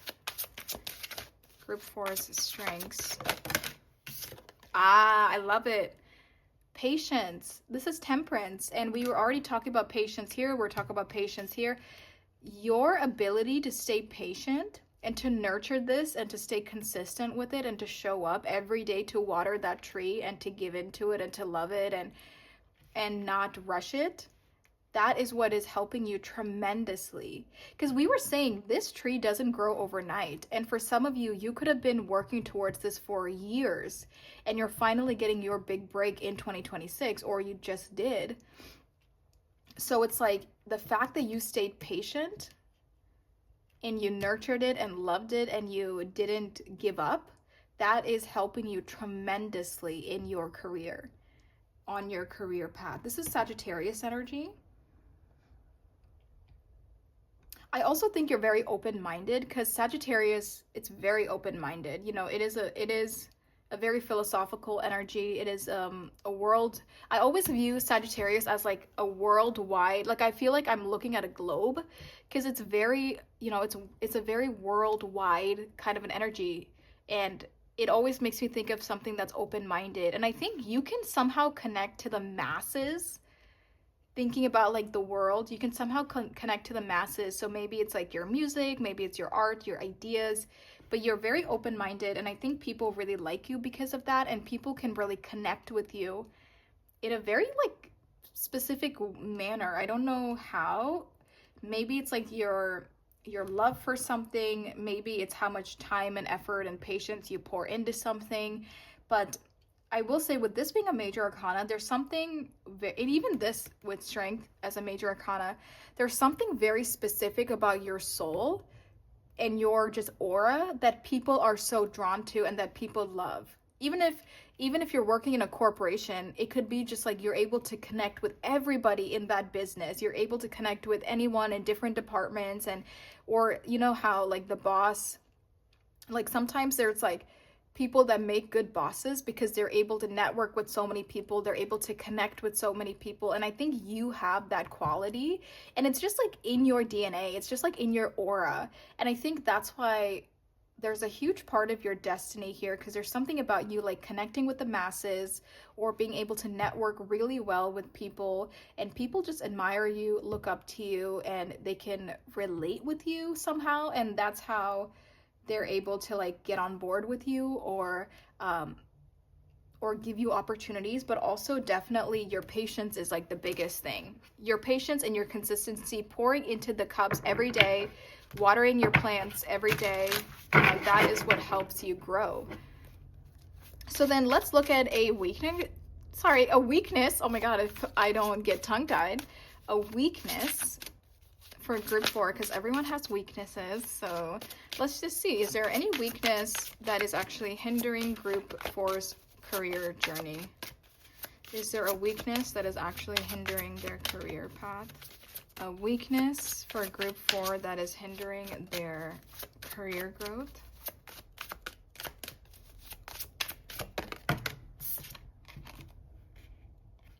Two of Wands. Oh, that's so interesting, because you have the Two of Wands again. So the Two of Wands is Mars in Aries.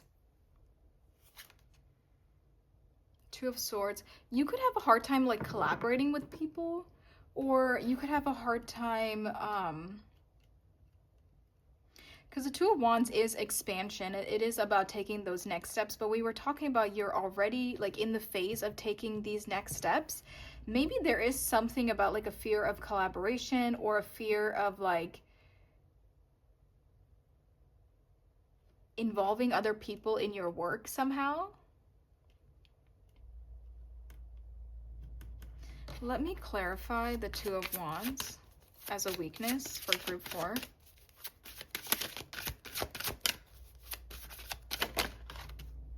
The Hierophant.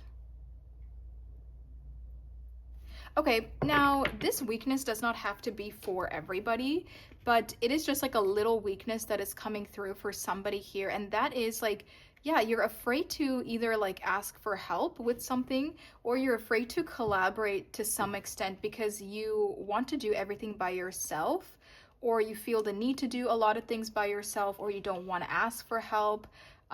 or you kind of just rely on yourself to get everything done. And I think, even if it's not affecting you right now, maybe at some point in the future, there is a need for collaboration, or your business does grow so big that you will have to hire somebody, or you will have to rely on other people. There's something here about like a one person, like a one man show, or a one woman show.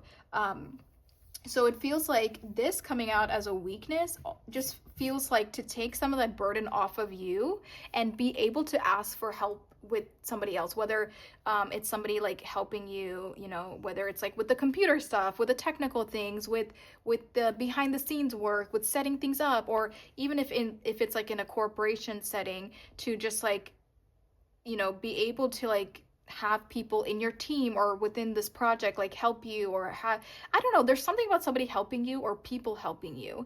And I think you do accept help, but I do think to some extent you want to do things by yourself, or you want to kind of,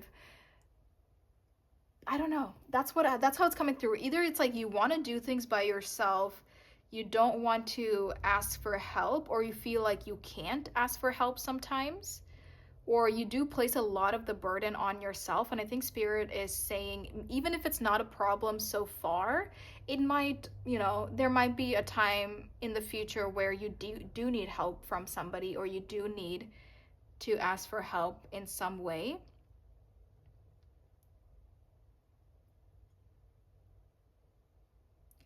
Because yeah, the Two of Wands is about like expansion, and we have options and new opportunities to take in, which feels like you're already okay with that. Like you're okay with this expansion, but there's something about like, I will do it myself, or I'm more comfortable doing it myself. Or you can be very particular to where you're like, I'll do it myself because you're not going to do it the way I want it done. You know what I mean? Because I get like that sometimes too, where something this is such a random example. Like when I'm baking, there's like a certain way I like to bake because I love to bake. And there's a certain way I like to do things when I'm baking. So whenever my sister offers to help me, it's great. But I'm like, okay, maybe you can help me with like something little, because I have to do something a certain way, and it's tough to explain it. So I want to just do it myself. It's something like that. I am getting that could be a weakness, and it's not like the end of the world, but I do think that maybe at some point in the future you might need to rely on somebody for something. Okay, let's see. What is your true, what type of career is calling you for group? Let's move this. For group number 4, what type of career is calling out to them? Aw, the Four of Wands. Something that makes you happy. This is Aries energy again. This is Venus in Aries. Yeah, so something that fills your heart up, and it also has to be something you're passionate about, which I already sense that, but I feel like for this group, you cannot just do something because it makes you money. You can't work just to work, which is why you probably couldn't just like go and like work in like this traditional job just to make money, just to support yourself. I don't think you could do that. I think that you are deeply rooted within your passions, and you as a person, like you just can't work in a setting that does not make you happy and also doesn't add to your passions or to your gifts and to your talents. I think that is just very deeply rooted in you. And the type of career that's calling out to you is definitely something that makes you happy emotionally, like it's emotionally fulfilling within your heart, but it is also part of that passion that you have for something, because this is Wands. And also the type of career that's calling you is something that gives you a happy home life, and something that it's like you have to have the best of both worlds. I don't want to struggle and go to work to a 9 to 5 that I don't like. Again, I'm using this example as an accountant. If you're an accountant and you love your job, I'm so sorry that I'm picking on you, but for some reason, it's like, again, imagine if you're an accountant, but you are actually wanting to be a musician, right? Like you could not wake up every day and go and be an accountant just to make money. so you can support yourself. Like, you would never do that. You have to have best of both worlds. I have to be able to support myself, but I have to do it in a way that is my passions or my hobbies or is my true destiny, and it has to be fulfilling in both areas. And I also feel like you would be more than happy to take a pay cut, which is what I was saying earlier. Like, you think this is good, like, just wait till it gets even bigger. But I think that you would sacrifice living this bougie materialistic lifestyle. You would sacrifice that as long as you can make it by and just like make it day to day, but you're doing what you love. I think that is more important to you, is doing what you love, versus, because I'm getting the sense of like you have to end every day very satisfied of like, yep, another day I got to do what I loved. I don't think you could go home unhappy and continue to live your life like that, doing something that does not fulfill you in that way. So again, we love accountants, but sorry I keep picking on you guys. Okay, yeah, and happy home life. I think that peace of mind and that comfort that comes along with doing what you love but also getting paid for it, I think that is something that's very important to you. Wow. Okay, I'll hold on to it because I didn't, well, I don't know, because I didn't ask. I wasn't ready and it just kind of flew out. So I'm very like, I need to ask my questions first before I pull out the card. I just want to say this is just another confirmation. This is the Nine of Pentacles. I mean, we were already talking about, you're already at the 7 with that ace. We already made it an 8. So you're definitely growing within this. And then we have the 9. 9 is ultimate financial freedom, ultimate stability, independence, happiness. It really will give you that happy home life. And yeah, wow. I'm like smiling from cheek to, no, ear to ear. I don't know, cheek to cheek. Sorry, I'm smiling from ear to ear because I'm so happy for this energy. But yeah, very, very, that's what Spirit is saying. You haven't seen nothing yet. Like, you have just touched the tip of the iceberg. Even if you have gained some success, you've just touched the tip. There is you have not seen, you don't know what's coming. And I'm just so happy for you because I think this is just more confirmation for you to keep going. And again, I guess this does make sense because the type of career that is truly calling you is something that makes you happy, where you can fulfill your passions, fill your heart space with that Venus energy, live a happy home life and a happy lifestyle, but also have that financial freedom, financial independence, and make the money that you want to make with that 9 of Pentacles. Isn't that everyone's dream? But I think for group 4, it's very realistic that you can actually accomplish this, which is why I'm so happy for you. Okay, now I'll keep it together. So next I want to see, what is your true purpose in career for group 4?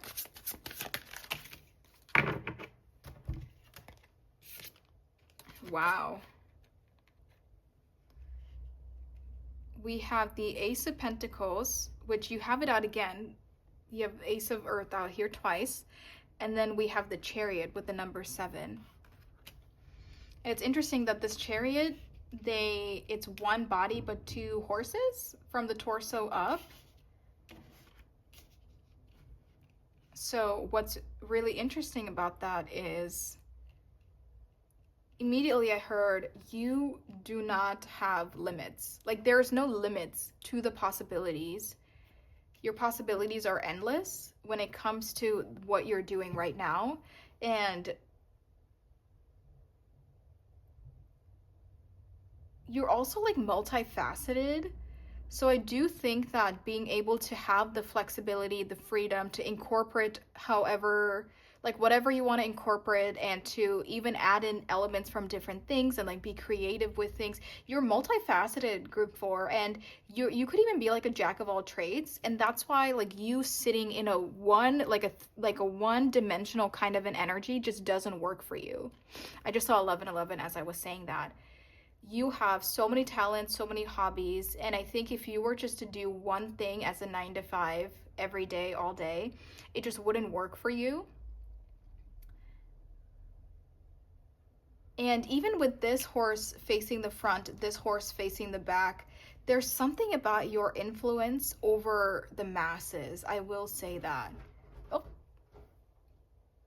hold on. My cat is trying to break this door down. Okay, there really is something about you connecting to the masses. And, excuse me, that was like a weird little like gargle.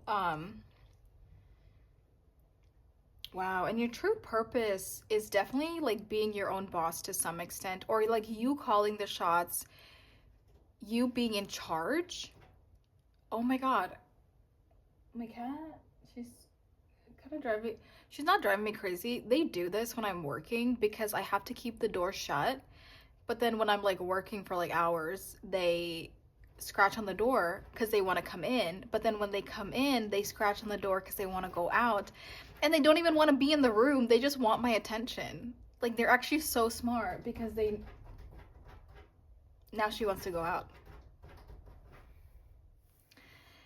Anyway, yeah. And even with this being an ace, and the fact that you have an ace out twice, and the original ace message that I received is that you're adding to the thing, right? So this tree or this huge, whatever this is that you're working on, you're taking little opportunities or little things here and there, and you're adding and adding and adding to where like this brand or this image or this business or your position in something, like it just grows bigger and bigger.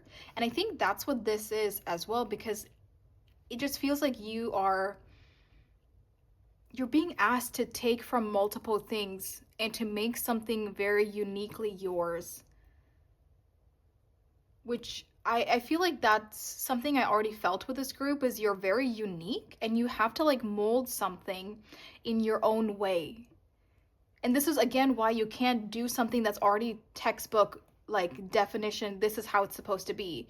This is why you have to do something that allows you to bend and break the rules, that allows you to be flexible, because you take from a lot of different inspirations and ideas, and you're like taken from a lot, and you're creating your own unique aspect of something. And I feel like that is like such a personality trait that you can't escape that. And that's why even this, you know, when we're talking about the career that's actually calling to you,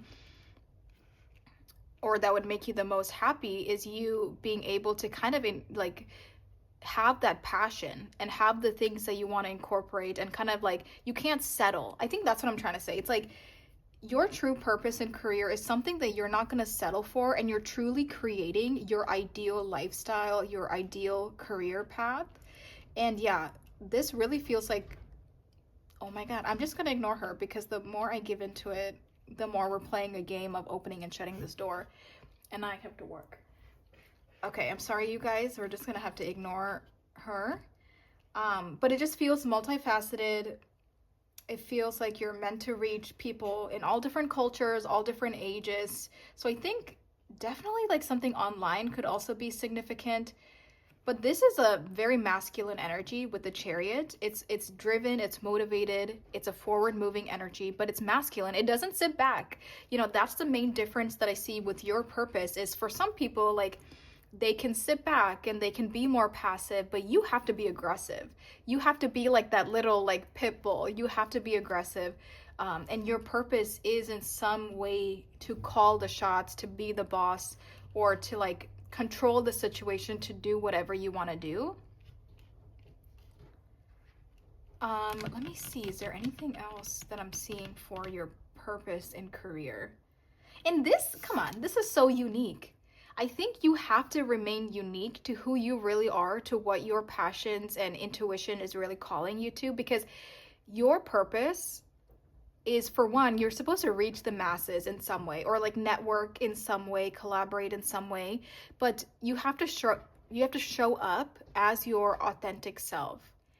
You can't show up as an inauthentic version of who you are. But we already talked about that you would never do that.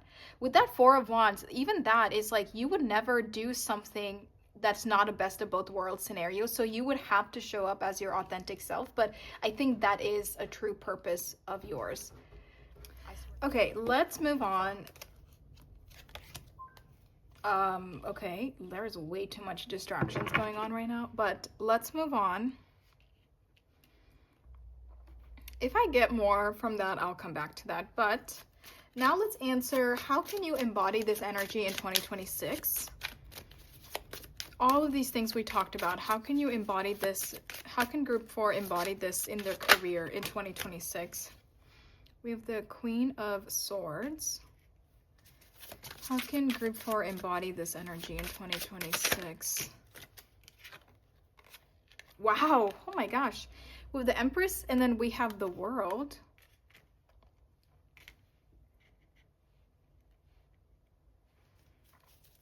Wow, okay. Oh, and then we have the Four of Wands, bottom of the deck. Wait, is this Wands? Yeah, I think Wands are curved, and I think Swords are straight. I think so. I'm not trying to confirm.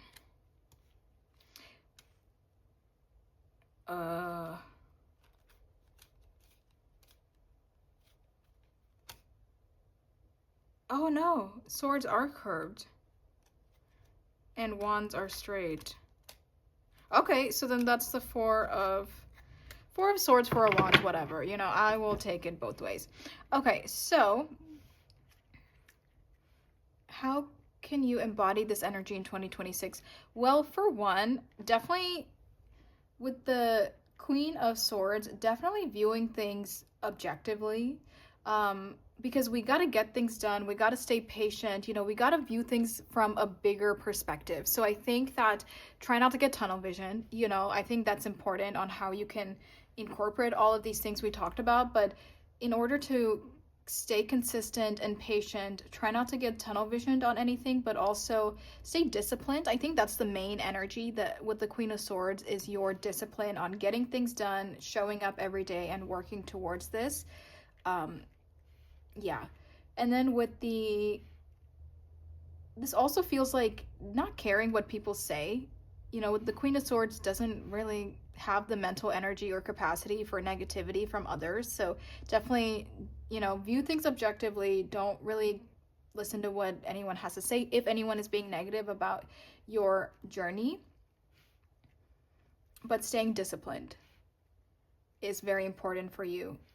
We have the Empress, which again, the divine feminine, and for one, continuing to stay authentic to who you are and continuing to follow the vision that you have without allowing people to like tamper that vision or like mess with it in any way. This also makes me think about your own confidence and how you show up into this world, and the energy that you put out there is very important. Also, take care of yourself. You know, don't burn yourself out, which we did talk about. You're good with moderation, but if you ever feel burnt out, if you ever feel overwhelmed, take a step back, because with Empress here being Venus energy, this really feels like self-care in this sense. So really continue to take care of yourself. But I don't see a lot of things changing. I feel like, you know, what we already talked about, that's really what Spirit wants you to continue to do, is like stay patient, stay consistent, keep pouring into it every day. And I love that we have the Four of Swords or Four of Wands. I think I'm going to view it the same way, because it gives you this energy of being at peace. You're at rest, you know, you finally hit some kind of a milestone and you're very happy about it. But also if it's the Four of Wands energy, then, you know,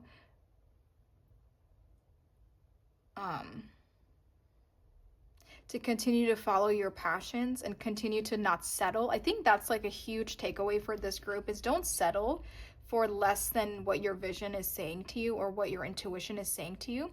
But also, as you're kind of continuing to do this, I do just see you being very happy and very content with what you are creating or the growth you're seeing this year. And then also with the World, I think that as you do continue this, you are leveling up in 2026. So whether that's hitting the next milestone this year, whether that's, you know, maybe getting a raise, or maybe it's more financial freedom coming in, or just freedom and flexibility in general, you're hitting some kind of a milestone and you're leveling up because you've stayed consistent with what you're doing. It's like it's giving you your rewards this year as well. I think a lot of this comes back to your confidence, and also your authenticity. There are so many distractions. I think the trash truck is here now. And stay true to who you really are. That's very important. Because people like you. People want you. People want your work or your work ethic or your leadership or your art. You know, it's like people want whatever you are providing them because it's your authenticity. So don't take away from that authenticity. And then let's get advice for navigating your career in 2026. Even though that's what we talked about through our entire reading, let's just tie it up and see any other advice for navigating. We have Justice, so many major arcanas. Group 4's advice for navigating their career in 2026. Okay, this is Wands. This is Six of Wands. So yeah, this is Four of Swords energy. I guess if I'm viewing this as specifically Four of Swords is, yeah, don't overdo it, which is very similar to this, this Justice with Libra. Balance, not overdoing something, taking it one day at a time, but also knowing your self-worth seems very, very important. And I love this. There's this energy here of like, this will naturally grow, which is, I think, why there's this comfort. There's like an added layer of comfort within this energy because intuitively, or your soul or with the universe, like you already know, even if you don't, like your soul knows, or the plans, what the universe has for you. There's this added layer of comfort because you just know, like deep down there is a very strong knowing that this is what you are meant to do. You've always felt this way. And with the Six of Wands here, it's like success will be given to you. The benefits that you're seeking, the lifestyle that you're seeking, the fruit from this tree, it will be given to you because this was already your destiny. It just feels like you don't have to do so much because the universe is already helping you along the way somehow. I don't know with what, because everyone is different, but yeah, they're saying enjoy the success, the recognition, the upgrades that come with this, and know that there's a lot of divine intervention at play as well, which is why you're able to balance this out with your life. Maybe you're able to be a bit more laid back. Maybe you're not as stressed versus the other groups because there is like heavy divine intervention that really is helping you. And it feels like you're doing your part, like you're showing up halfway and they're taking it from there. For example, if it's like music, right? Like you're showing up and creating something and you're putting it online or you're distributing it, and then the universe is taking it from there and doing what they need to do with it to help you. So it's very nice. There is this like teamwork ethic within you and like a higher power for sure. Any other advice for group 4 for navigating their career in 2026?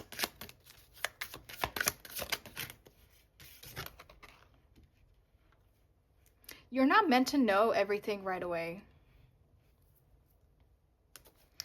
You're not meant to see everything. You're not meant to know everything. And you're meant to take things one day at a time. Oopsies. Hold on, a card just fell. You're meant to take everything one day at a time. And also trust your intuition. You know, you have one, oh, that's not a major arcana.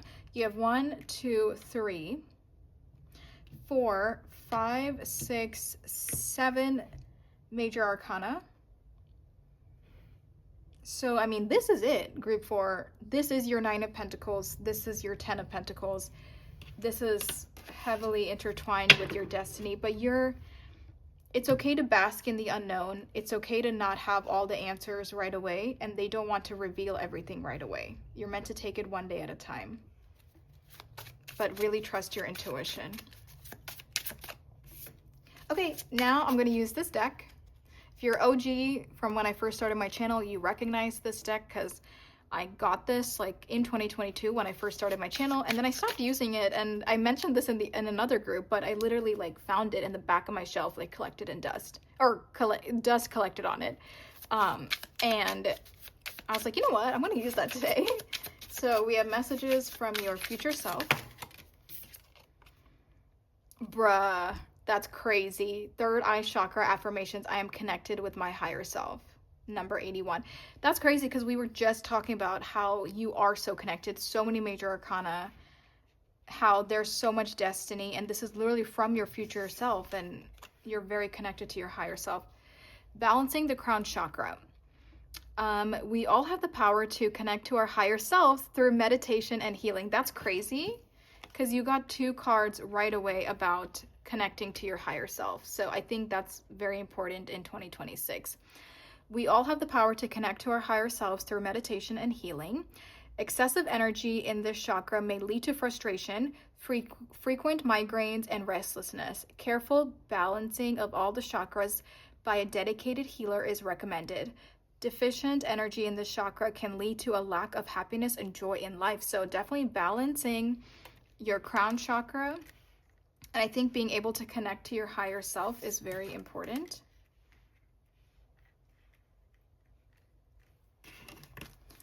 Okay, messages from Group 4's future self.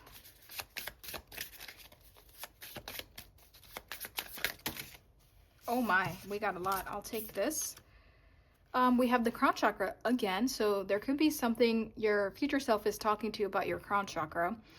This chakra is located at the crown of the head. This chakra is a source of enlightenment and our connection to the divine. Wow, I mean, they are just, all of these are in the 80s, so they're all a part of the same like section from this deck. And they're all talking about connecting to the higher power, connecting to your higher self. As I was talking about how many major arcana we have, and you... Okay. Crown chakra again.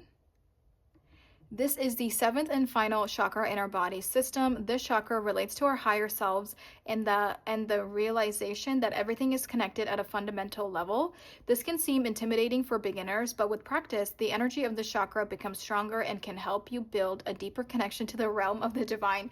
Clearly, your future self is saying, hey, Group 4, you need to connect to your higher self. And you need to connect to the universe. You need to connect to Source itself. Root chakra affirmation. I am nourished and supported by Mother Earth.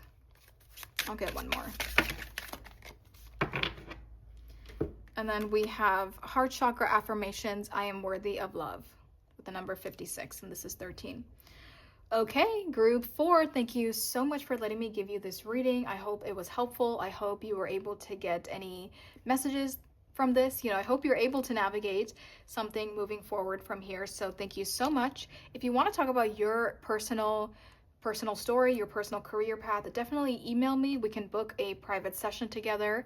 And then also I have a Patreon where I post exclusive contents, and our extendeds also go up on the 2nd tier on Patreon. And the viewers on Patreon get to suggest the monthly readings. So if you're interested, make sure you read the tiers. There's 2 of them. Make sure you read them correctly before you select one. But yeah, take good care of yourself, you guys. Have a great rest of your day or night. Please like and subscribe, and I'll talk to you soon. Bye. Ouchie. Bye.